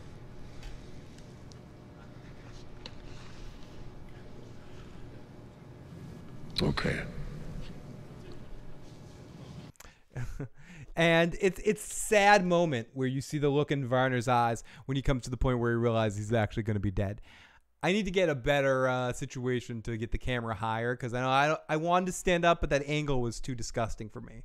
It was just the look up angle there. It's a weird angle. I'd rather it be looking down, but we'll figure this out in the new place so I can stand up sometimes. Because you think I'm wacky sitting down. I'm like, oh, I got too much energy here. Too much goofiness. So let's continue. Where are we? So yeah, you're dead. They're fucking dead. So then we get to Kim's plan finally coming together, where we start to see it. Judge Neelix is back as the two of them go in, as the letters start arriving, and it's Miracle on 34th Street, my favorite Christmas movie. I have one question for you, Miss Erickson. Well, besides Gremlins or Die Hard, if you want to define those as Christmas movies. My favorite actual textbook Christmas movie. Prosecuting Santa Claus? Your Honor? Because it looks like... Jason, kill them, get them done, and then come back to us. Do what you do. We don't judge in the live motherfucking chat. I like everybody, all kinds of... So you need to go kill some campers that are having sex somewhere on your lawn. You go take care of business, Jason. We'll be here for you, buddy. On 34th Street in here. Look at this. This is just today's batch. Huh? Dude, when we listen to him, the audio, it literally... I mean, obviously, we know it's Judge Neelix in reality here. But it's just fun to me when we're listening to the actual audio that... Wait, I just have to do this. When we're listening to the actual audio, even though Neelix and Picard have nothing to do with each other. Just listening to his voice, he's so Neelix here. Just imagine this. Anyone who knows what the fuck we're talking about, if you don't know what we're talking about, this is the judge from earlier in the season that Kim talked to and sort of has a little connection with and is a no-nonsense sort of dude. If you know what we're talking about when we say Judge Neelix, listening to this audio, imagine it as Neelix delivering it. So it makes it all the more fun. One question for you, Miss Erickson. Are you prosecuting Santa Claus? Your Honor? Because it looks like Miracle on 34th Street in here. Look at this. This is just today's Captain. batch. Listen, Captain. Huh? All addressed to me, all from some backwater in Louisiana. Look at, get your hands off our hero, they say. Mercy for Hugh Babineau, they say. What, like I'm sending him to the electric chair? Come and tell me, Miss... It's just like, it's creepy. It's not creepy, but like listening just to the audio of it, it's so Neelix. Did you start this particular ball rolling? Did I instruct the people of Coushatta, Louisiana to start writing letters to... If he says Mr. Vulcan, I'm going to lose my fucking mind. I want to hear an outtake where he says Mr. Vulcan. Excuse me, Mr. Vulcan. Whoever said that bad PR was going to get stared up was halfway right. The only difference there was no protest. Get the glampers first. Get the glampers first. I think Jason doesn't even allow them to come near his camp. He has a glampers force field detection system that immediately allows him to shift, they call it, to get there and kill. Court? No, Your Honor, I did not. That being said, it's clear Mr. Babineau has touched the lives of many people in his hometown. And I do know they're planning to send a contingent here to show their support during the trial. Are you talking about a bunch of yahoos packing my court? I'm sorry, Your Honor, but I'm not sure what bearing any of this has on the case. What is Mr. Babineau's relationship to his hometown? And did you say Louisiana? Your Honor, this can't be a complete surprise to the Assistant District Attorney. She knows the defendant's history as well as I do. Look, if I receive one more letter from some swamp-dwelling do-gooder, I'm going to scream. Thank you for bringing this situation to our... Oh my goodness! I just want to get that swamp, the do-gooder sign. I gotta loop that and sync that up to some Neelix video. Your Honor, may I see one of these? Oh, take as many as you want. Yeah, please take them all. I have looked at this case. It does not merit a circus. Now you two work it out. We've tried, Your Honor. Try again. So Neelix, so the plan is action. The DA's not fucking with this bullshit. The arresting officer and the DA is pissed, and she needs to check this out. She smells doo-doo in the water, and it's time to check Kim and Jimmy's math. And Kim and Jimmy are just, this is what we're talking about through this whole episode. Jimmy's scheme can get busted up easy because a lot of it is just on piss and vinegar and attitude and faking it till you make it. A lot of successes in this fucking world when it comes to a lot of different professions or a lot of different games, so to speak, are fake it till you make it. You're going instinct. Sometimes you do right things. Sometimes you do wrong. When you include someone like Kim into the mix, who can cover every base and understand it, the marriage of the two, and Jimmy at his best of his game to work out the situation, work out all the kinks of this deal, it's like John Lennon and Paul, sorry, non-Beatles fans. It's like John Lennon and Paul McCartney coming together. The guy that knew how to tune the strings and understood how to play songs right, and the guy that knew how to make up lyrics to songs when he forgot the words. Those two forces coming together to form the rock band that sets the scene for so many other awesome rock bands to come after. And in this situation with Jim and Kimmy, keeps calling her Kimmy. She'd hate me. She'd slap me every time I say it. Jimmy and Kim. I keep saying Jim and Kimmy. Excuse me, Phil. Who are these Jim and Kimmy you speak of? Are we watching a different show? Excuse me. Can we get those sharks with laser beams? Oi, Phil! You dumbass! What you talking about? Who are you? Oui, I am the French Hulk. I am angry. You would not like me if I'm angry. Can I have some cheese and a baguette? Oui. What?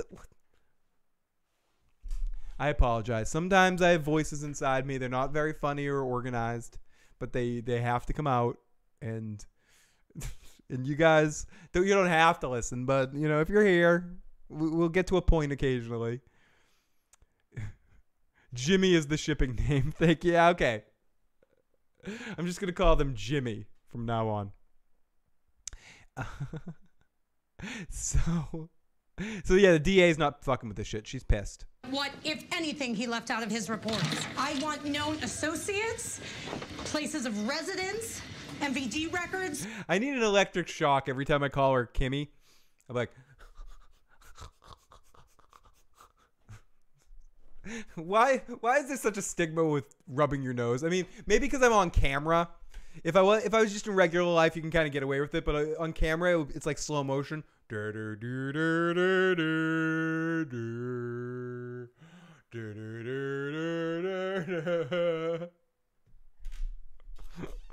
Oh my goodness. Kim Jim. I like Kim Jim. That's really good. I meant Kimmy, damn it. Oh my goodness me, oh my. So the DA is not fucking with this bullshit. And they start making phone calls. They start reading the letters. Are these letters bullshit or not? It's a fake. All of it. We missed something, and I want to know what. We would just need, this is a Cardassian data rod. But Jimmy has hijacked the Cardassian data rod, and he doesn't even have to kill a little blue guy to deal with it. Right now, go. Ben. On top of spaghetti, all covered in cheese. I ate my meatball sub thanks to Bernie, all covered in cheese. Oh. Babineau is wrongfully accused. He's a good man. He'd never do nothing like the things you say he's done. He's a kind man and a good friend to everyone. Jesus, they do make him sound like Santa Claus. This one has a phone number. Ho, ho, ho. Ho, ho, ho. Merry Fuckmas. Please send all sexy Christmas greetings to the reindeer monologues. Not here at the moment, but leave a message. I'll get back to you as soon as I can. If anyone ever gets a chance to see the reindeer monologues, if it comes near you, definitely check it out. I don't know if it's a touring show or if it was just local to me, to a couple of kids I went to theater school with or whatever, or if it's a bigger show. But if anyone has an opportunity, it's a very funny thing. Have a blessed day.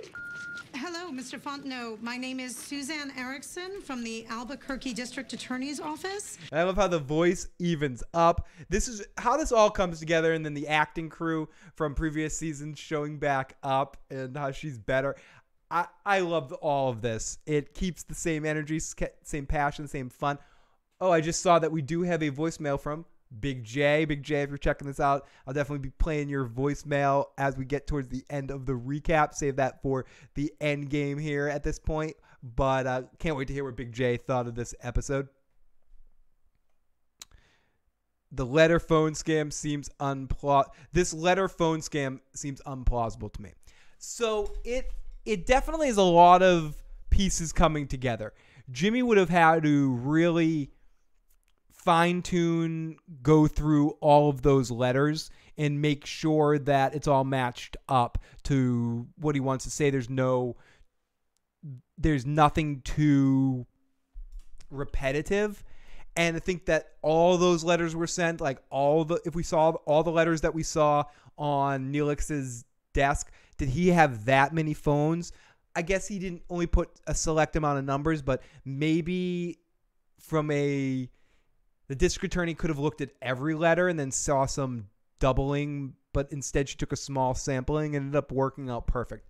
I think it wasn't so much a magic plan that came together. There were some elements that everything needed to work out, and they did.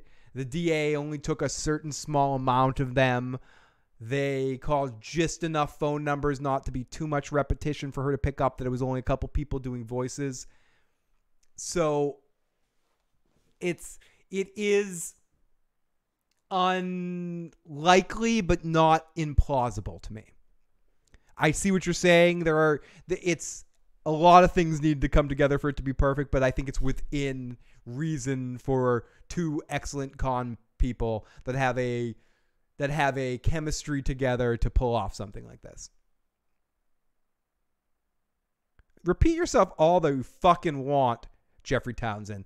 There's no penalties for repeating. You want to use capital letters? I'm not scared. I'm not going to get scared with you yelling at me.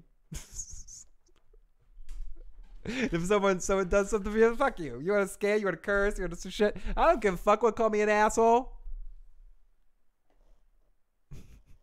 Repeat yourself on loop. Repeat yourself on loop. Repeat yourself. Oh, sorry. That's annoying. Also. Thank goodness I only did that a couple of times. But I thought I tend to be on the page with Bernie. I thought it was a brilliant scheme that kind of worked together magically with a couple of things had to work out a specific way, but dropping the numbers in there. And I think with a scam like that, you have to make sure that you have double verification. You have the letters pull out. You built the website. Stephanie was saying that while we were watching it too. They built a website for this too. Built a website for the church. Like getting all those pieces in place gave multiple levels of verification. And I think we're supposed to have believed, if you're buying into this, that it was the marriage of Kim's attention to detail and Jimmy's schemy ways. And obviously Kim having schemy ways and Jimmy having a good attention to detail when he cares about something, which is a scheme in Kim. So I think it was just a lot of things. A plan comes together perfectly sometimes. Unlikely but not implausible, says DJ. I agree with that. But can't stay, Phil. Got to go to bed. Can't wait for The Walking Dead. Oh, we got... Excuse me. I keep wanting to call you Broke Black Man 94, but Fandom D Saint. Have a good night, Fandom. Lady Lar says, where are you guys from? Sounds so much better and interesting when I love my time in Soda covered. It's time to get out of Dodge. As people know, Boston area here. And everyone can jump in the live chat and be as vague or specific to where they live in the chat as they want. I'm not responsible for anything that happens in the chat. Okay, so let's continue. So leave some phone numbers, make some calls. Let's listen to more of this shit. Is this Eloise Lockhart? Speaking. Hi, Miss Lockhart. My name is Suzanne Erickson. I'm an assistant district attorney in Albuquerque, New Mexico. The DA is also in a hurry. She's not going to overanalyze every letter. And I think that was the assumption that they needed to make. And with any scheme, you need to make a couple of assumptions and go on a couple of leaps of faith, so to speak. So it was one of the variables in this situation. I wrote a letter to Judge Munsinger about a Huel Babineau. Oh, I love Huel. He's the dearest, dearest man. Do you mind my asking, how exactly do you know Huel? Oh, everyone in Coushatta knows Huel. He's a pillar of our church. And which church is that? Free Will Baptist, right over on Bogan Lane. I've seen several letters from fellow members of your congregation. Could you explain to me, is there some reason why Huel in particular holds so much esteem in your church? I'm sorry. Who are you again? I'm an assistant district attorney from Albuquerque, New Mexico. Perfect change of pace right there in that situation too, and I love the uncovering of who these people are. And as Lily the Fox Valley said, I wonder if the film crew would show up again. I love how when he obviously had, and I love to see the outtakes of this, him kind of teaching them or giving them lessons on how to act here. You see the lessons on the blackboard and stuff. And one of the guys pointing to don't overact when it's Jimmy's turn, and Odenkirk kills it here. And they're waiting for the phone to ring again. Okay, this is where they call the church. It's that one. It's the church. The church. So let's sit back and relax and watch. Listen to a Mr. Show character here. Hello there, Free Will Baptist, Pastor Hansford speaking. Who this? Good afternoon, Pastor. My name is Suzanne Erickson. I'm an assistant district attorney from Albuquerque, New Mexico. Oh, that's a long way off, Sheriff. Can you hold on a second? Clarence is going at the organ. I'm gonna step into the vestibule. Oh, there we go. Now, what can I do for you, Miss Erickson, you say? Mm-hmm. The court has received numerous letters from members of your congregation in regards to Mr. Huel Babineau. May I ask you a couple of questions about Mr. Babineau? Surely. What I can tell you about our Huel? Well, what kind of person would you say Mr. Babineau is? Well, I say he's a lovely person, both inside and out. Yes, and I'm sure you'd say that about all your parishioners. I suppose I would, but no, Huel, him special. He's got a heart. And he makes up this story about how Huel brought people out of a fire or something like that. And they also show more donations. They show the website, and there he cues the team making more donations. Everyone buys it, lock, slop, and barrel. The DA is like, okay, I guess all of this. And he also threatens to have everyone come down and support it. Like, we'll bring a couple buses down, too. It's very funny stuff. So it all works out. The plan works perfectly. Excuse me. Saul goes to the courthouse and watches Kim do her thing. And you can just see the DA in there just like, fuck me. And this is where we get the... I'm not going to say surprise, like, oh, shocking ending here. But where I got what I didn't expect. Kim comes walking out and walking towards him and walking past him. And I don't know about anybody else. I thought she was pissed off. I thought she's like, fuck you. You got me in this situation. I had to bail you out and turn on my conning gear and get into game so you wouldn't do something even more stupid, like blackmail whatever he was going to blackmail the cop. Was that what he wanted to do in the last episode?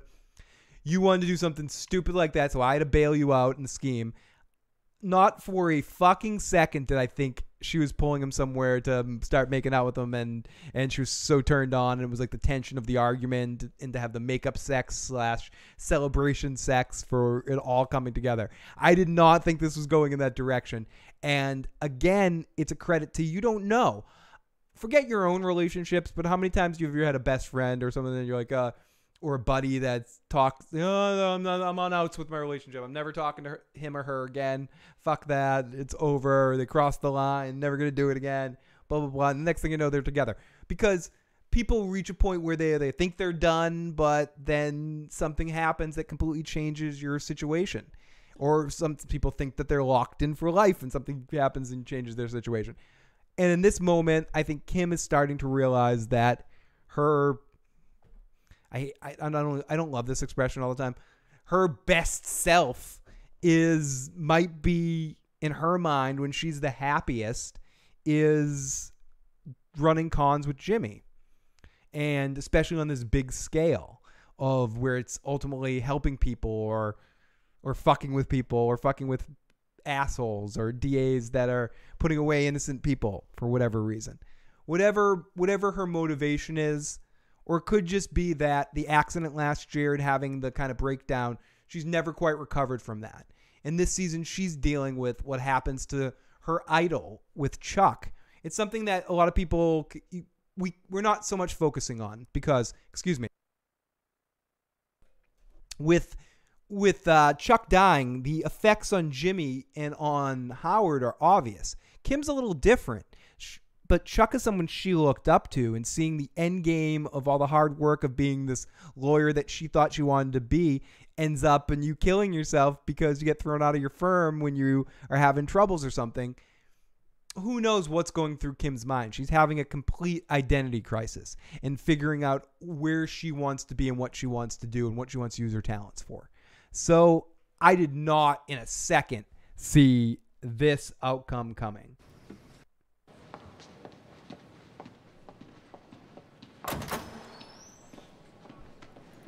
She doesn't want cloth napkins. She wants Slippin' Jimmy. We were fooled by the writers tonight. I didn't see it coming either. She wouldn't give him anything till she won, not even a peck goodbye. DJ, have a very good night. Love to you and everyone in the live motherfucking chat, but to you because you're leaving right now. So DJ, lots of love to you. Lily says, I knew it right away. I knew it was going to fucking happen. Jeffrey Townsend, that was a great performance by Odenkirk playing the deep southerner. It's a character and it's a voice he's definitely done on Mr. Show and some of his comedy stuff. So it was a voice I was familiar with Odenkirk. He had to lay back on how good he does it because he can even do it better than that. I've heard him do it. So, but Jimmy being Jimmy, he's not a world-class comedian like Bob Odenkirk is. So he had to kind of lay back on it a little bit. But it's definitely one of Odenkirk's go-to comedy voices. And there's a couple of very funny sketches with him doing that voice in both Mr. Show and Bob and Dave. Yeah, I talk about it almost every week, but I can't talk about it enough. It's time capsule, and comedy is very difficult to always capture the moment of time. So watching a sketch comedy show from a different era might not be as funny as Mr. Show was in the moment, but I highly respect it. If you really like Bob Odenkirk, check out Mr. Show if you can, to see not where he started, because Odenkirk's been in the business for a while, even doing stand-up, and on the Ben Stiller Show, I think he's where he first really showed up in the main stage. I don't have his IMDb in front of me right now, but I could pull it up. But Mr. Show is really him and David Cross's baby, and you'd recognize a lot of the side cast members from a lot of shit. And definitely check out Mr. Show. So yeah, Kim is stuck between two worlds. She is, and I would say even more than two worlds. She's stuck between three worlds. She's stuck between 20 worlds. She's stuck between the world of the Mesa Verde stuff and with Coakley and that. Oh, no, I guess it's two worlds. And the life that she spelled out herself to be able to help pro bono cases and go back and forth. And then the other side being Jimmy. I was going to say the three things, but no, she figured out the other two. She figured out a marriage between the Mesa Verde and the wanting to help pro bono people. But even that's not satisfying her. That's having her go in her mind, not fulfilling every need she has. And maybe part of her figuring it out is realizing that she can't fulfill every need she has. Do you think Jimmy has come to terms with Chuck's death? No. I think when we see him at the Gene era and the black and white era time period, that when he's losing his shit, he's not just losing his shit because of Walter White and all that big destruction he caused. He's losing it because of Kim, because of Chuck, because of everyone he lost and everything that happened to lead him to that point where he might be dying on the floor of a Cinnabon. So, but I don't think so. I think they want us to think he worked past it, but no. I think how he's dealing with it is a choice, but it's not a healthy choice. And I'm stealing, I think, what maybe writer of the episode said about that. So if sometimes, why don't I just take credit for other people's shit? Sometimes this is just what I'm saying, huh? But I'm pretty sure someone said that, the writer said that on the Better Call Saul Insiders podcast. Was ultimately that Jimmy's dealing with it. There's a lot of different ways of dealing with it, but this isn't the healthiest way of dealing with it. So let's continue. So they they have some sex. They have the sex there. And then we come back with a very funny little intro here. Do it one more time. You sure you can take it? I can if you can. All right. You asked for it. Hello there. Look at your hard shell and find forgiveness. Let us take you on a trip down to New Orleans way. For some reason, this scene reminded me a little bit of Booty Call when Jamie Foxx is doing all the voices in bed with Vivica A. Fox, and then or is it the other guy that's doing like the? Oh no, he makes fun of him when he does the Tyrannosaurus Rex or something. I'm gonna be a Tyrannosaurus Rex, but yeah, Jamie Foxx is hilarious in that movie. Where to put it? I don't know why. Side note: Jamie Foxx is hilarious in Booty Call. Roo in the gumbo. Woo, that's a beautiful red snap eyes wondermess, I guarantee. And there's a little bit of Bobby Boucher in this voice that Odenkirk's doing. You sure you can take it? I can if you can. All right. Hey, Paul, great to see you. You asked for it. Hello there. Look at your hard shell and find forgiveness. Let us take you on a trip down to New Orleans way, where to put a little extra roux in the gumbo. Woo, that's a beautiful red snap eyes wondermess, I guarantee. Wow, it's like I'm in the bayou. Yes, well, I got crawdads in my pants. That's not a thing. It's a thing that happens to you when you sit in the bayou. Definitely says Baba Boucher. I like water. Water's very good. I'm Baba Boucher. That girl's the devil, Jordy. Jordy. That Kim is the devil. Baba Boucher. Baba Boucher. Oh, I love you guys. I love that where your mind goes, Jordy. You're just dropping it with the fucking magic slam down comment in the live chat, Jordy. Not only do you have like an amazing name, Jordy the Jedi, and I'm adding the. It's just Jordy Jedi, but which is even more succinct. But I add articles when they don't belong. But that's my thing. So. That's my thing. Of all the things to have, I fucking put extra the articles in.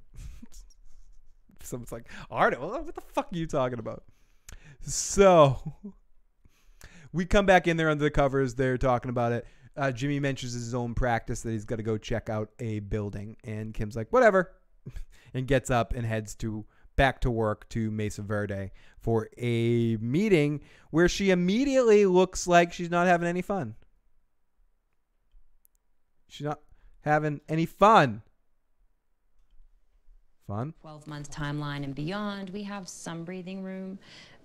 Have a good day at work, Jordy. Thank you for checking on in, and hope work flies by and isn't too hectic, my friend. Wyoming. Sounds good. We should talk about Wyoming. 6 months is going to go by fast. Listen, but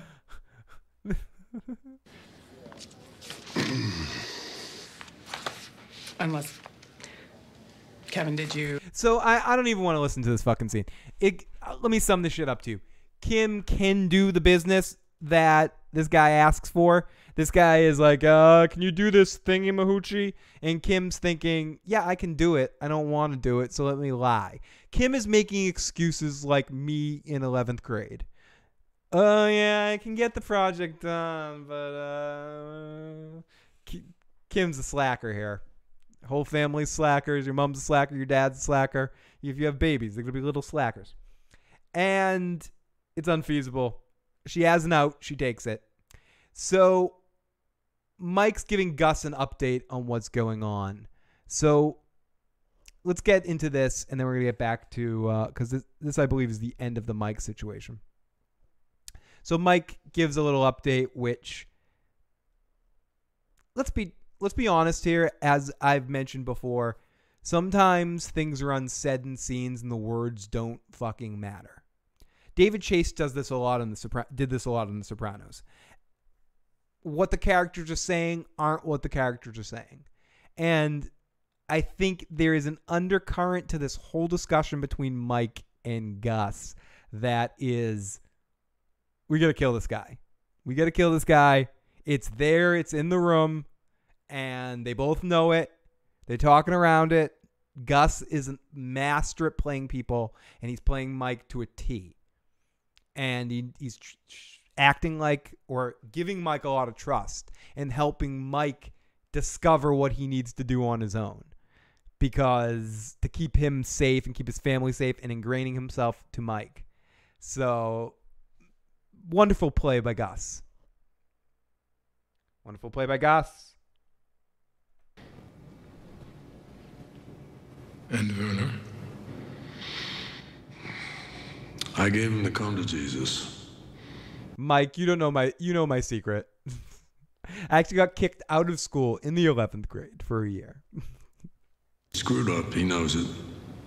Said it won't happen. Oh, hey there, Amanda Stewart. You make me blush. Amanda, thank you. I can always count on you to give me a blush on a wonderful evening like this.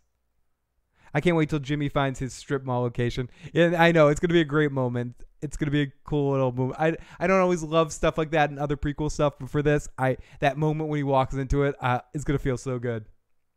I know, I can't believe there's only 2 more episodes. It is ridiculous. So Kim's outside smoking a butt. Oh, no, wait. So Mike gives Gus an update. We need to kill him, but we don't need to kill him. I'll trust your read. He's dead. So then there's a rodent problem in a hole in the wall as Jimmy's checking it out. And Kick in for small repairs like that. They already took care of the rodent problem. Rodent problem? You asked for small and near court. This is both. And I mean, I can play some of this audio, but I'm just going to talk about it. I'm in a talky kind of mood. So Kim's outside smoking a butt, and she's like, listen, dude. And Jimmy basically anticipates, we all have done this too. You think you know what someone's going to say, and we all, or I, except for a couple folks, most people thought that Kim was going a certain direction, and she wasn't. And in this moment, Jimmy thinks again. I knew this. I mean, I think everyone knew this. You could read it on Kim's face and in her body language, the way she's smoking a butt, and she's sitting there just like against the wall, looking like a bad, like a bad girl smoking a butt. Yeah, I'm a bad girl, and I like it. Stephanie was saying while we were watching, it's like, yeah, Kim likes to be bad. I'm like, yeah. She's like, yeah, there she is. And Jimmy's basically like, yeah, we don't need to do this again. We did this bad thing, it's a one-time thing. I really, really liked it. But we don't have to do it again. And Kim's like, fuck you, dude. We had fun. No, we're going to do it again. And then we're going to do it again. And then we're going to do it again, and we're going to do it again. It's going to be so much fun. The look on her face is just so deceivious. I don't even know if that's a real word. It's devious in deception. Like, she gets this deceivious look on her face, like, motherfucker. And I like this. I like this, Kim. I look forward to see this in play in the next episode. This is when shit goes down. We better be ready. Exactly. They build things up. They build us up, Buttercup, and then they break us down. But no, they really do. And the way that these seasons of Better Call Saul and Breaking Bad, to a certain extent, are built is really building that. I overuse this word, but it's true. The texture of the scenes, the feeling of caring about these characters, caring about the setup, and then they punch you in the balls. They really do. They television punch you in the balls. And I'm very much looking forward to where these final 2 episodes are going to go. And I don't think they're anything I can predict. And that's awesome. So then we go back to Nacho at his restaurant, and oh no. Dun, dun, dun, dun. Someone is here, and someone is in his restaurant. And Eduardo's here, and fuck. We've heard about this guy. He's there. He's in there. And shit's going to go down. I must admit, I cannot wait to see Hector be drawn out. And I think this is going to be something that's much more dealt with for next season. I think when we're seeing the stuff with Nacho and his crew and the Salamanca stuff and that aspect of it, I think that and the continuing building of the warehouse are going to be continuing threads into the next season. It's going to be interesting to see if they find a way to reconnect Mike and Jimmy before the season and just in general in the storyline. I mean, I think Nacho and Jimmy make a lot more sense. There are to be connected to again, and I guess that could get Mike and Jimmy involved as well. But I hope we get there soon, just because I don't want it to be out of place. But I love those characters together, and I hope we get some more of them in this season. I've got a question about felching for Filthy Issues. The very last scene with Kim was smoking his very first scene like her and Jimmy in season 1. Last 2 episodes. Kim was so realistic in this episode. If anything can get a girl past being hurt, it's dating in a relationship. It's fresh excitement in my experience, at least, says Super. This is when shit really goes down.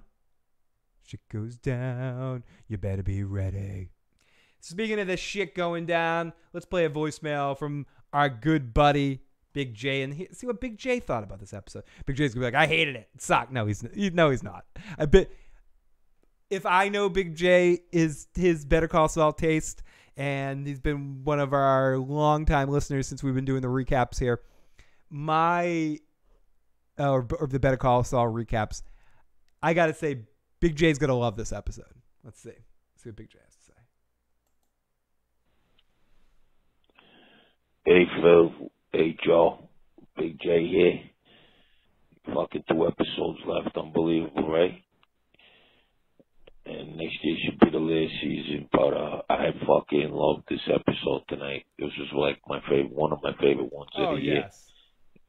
I think it was my favorite one because,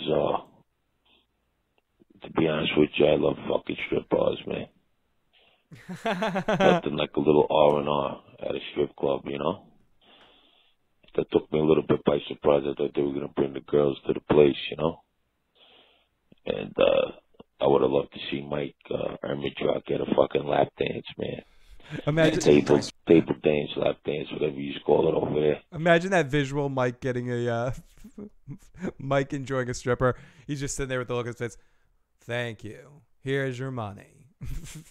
I'm finished. We say lap dance, you know. But thank you, Lindsay. I had to stop myself from going all the way. When the shit goes down, you better. When the shit goes down. I'm playing everything but the rest of Jay's message. But good. I'm glad Big J loved this episode because again, it was a lot of fun. It was definitely on the high in my top group of episodes this season as well. You know, he was just hanging out. I think that I think next week it looks like Kim might get killed. Kim is fucking. See, that's what's Kim must have died because she's fucking in. She wants to be like Saul. She wants to be the female Saul. She likes that shit. Jimmy thought it was pushing her away, but she likes it, man. So if she's not there in the Breaking Bad days, then it looks like, she's going to go. I think a few of those Germans are going to go. And the thing that's a little weird, though, like, because if you remember Breaking Bad, but I guess they really couldn't do anything. Jimmy or Saul was like a happy guy. You know, he wasn't like this depressed guy. And if he lost his girlfriend, his brother, you know, like he didn't seem like he was really like upset. Unless he is the kind of guy that gets over shit though, like, you know. Or he compartmentalizes it. He knows how to, and we saw that with Chuck when he's reading the will, and it's like the nicest shit Chuck ever said to him. He's just unemotional. I think Jimmy knows how to shut that shit off and pretend, and it all comes crashing down in the black and white time. But great shit. When it was Insane in the Membrane. Listening to this, I'm feeling insane. Pick it back and fire it up as we go on. Let's get some hits from the bong. I'm blanking on some lyrics, so. But I love this fucking episode, and I want to hear what you guys got to say. All right. Love you guys, man. Big J out.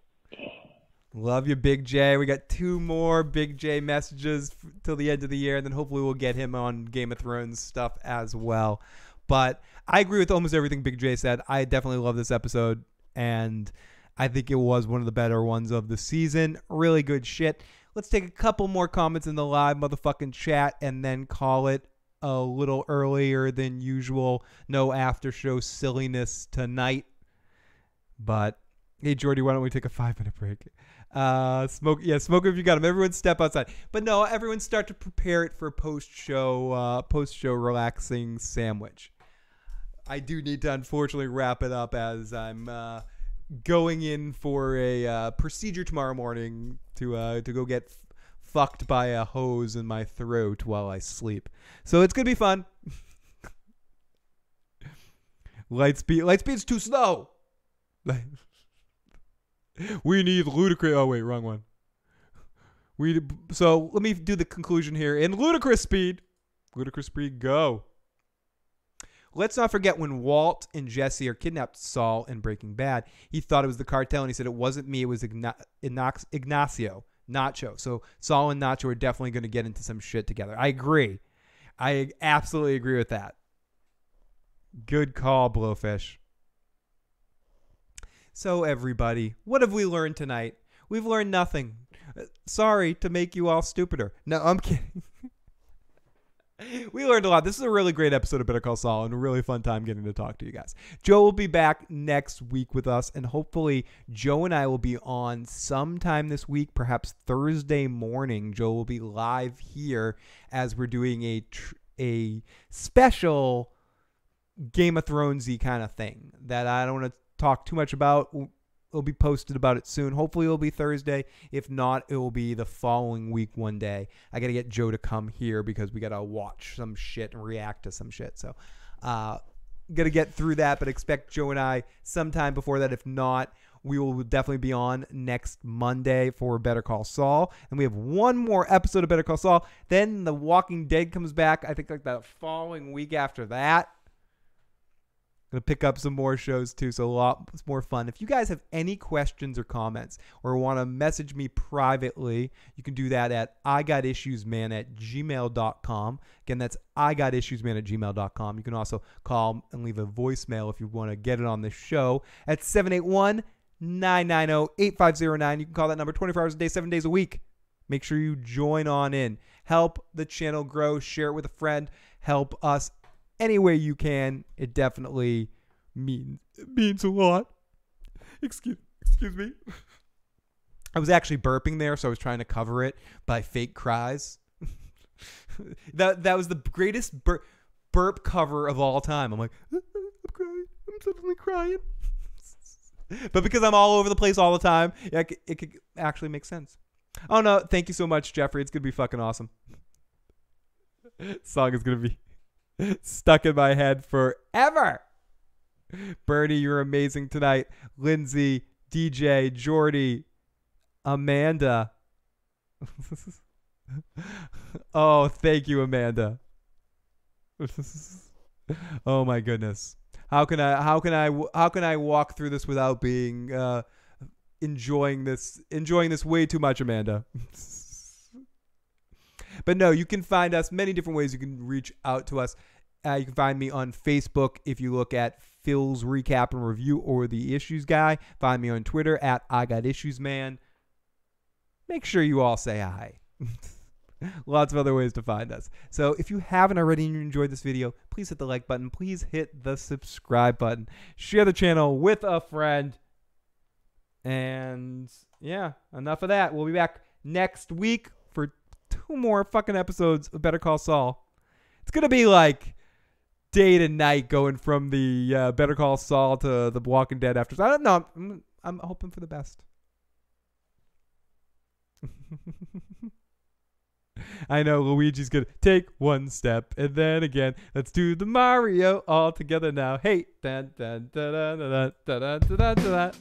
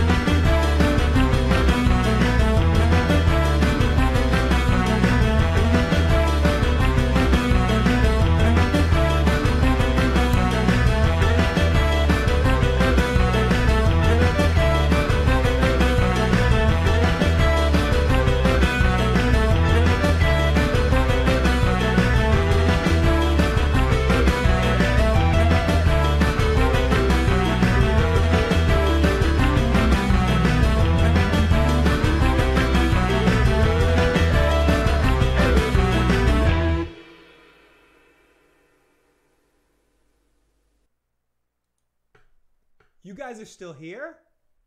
The show's over. Go home. It's over. Go. Come on.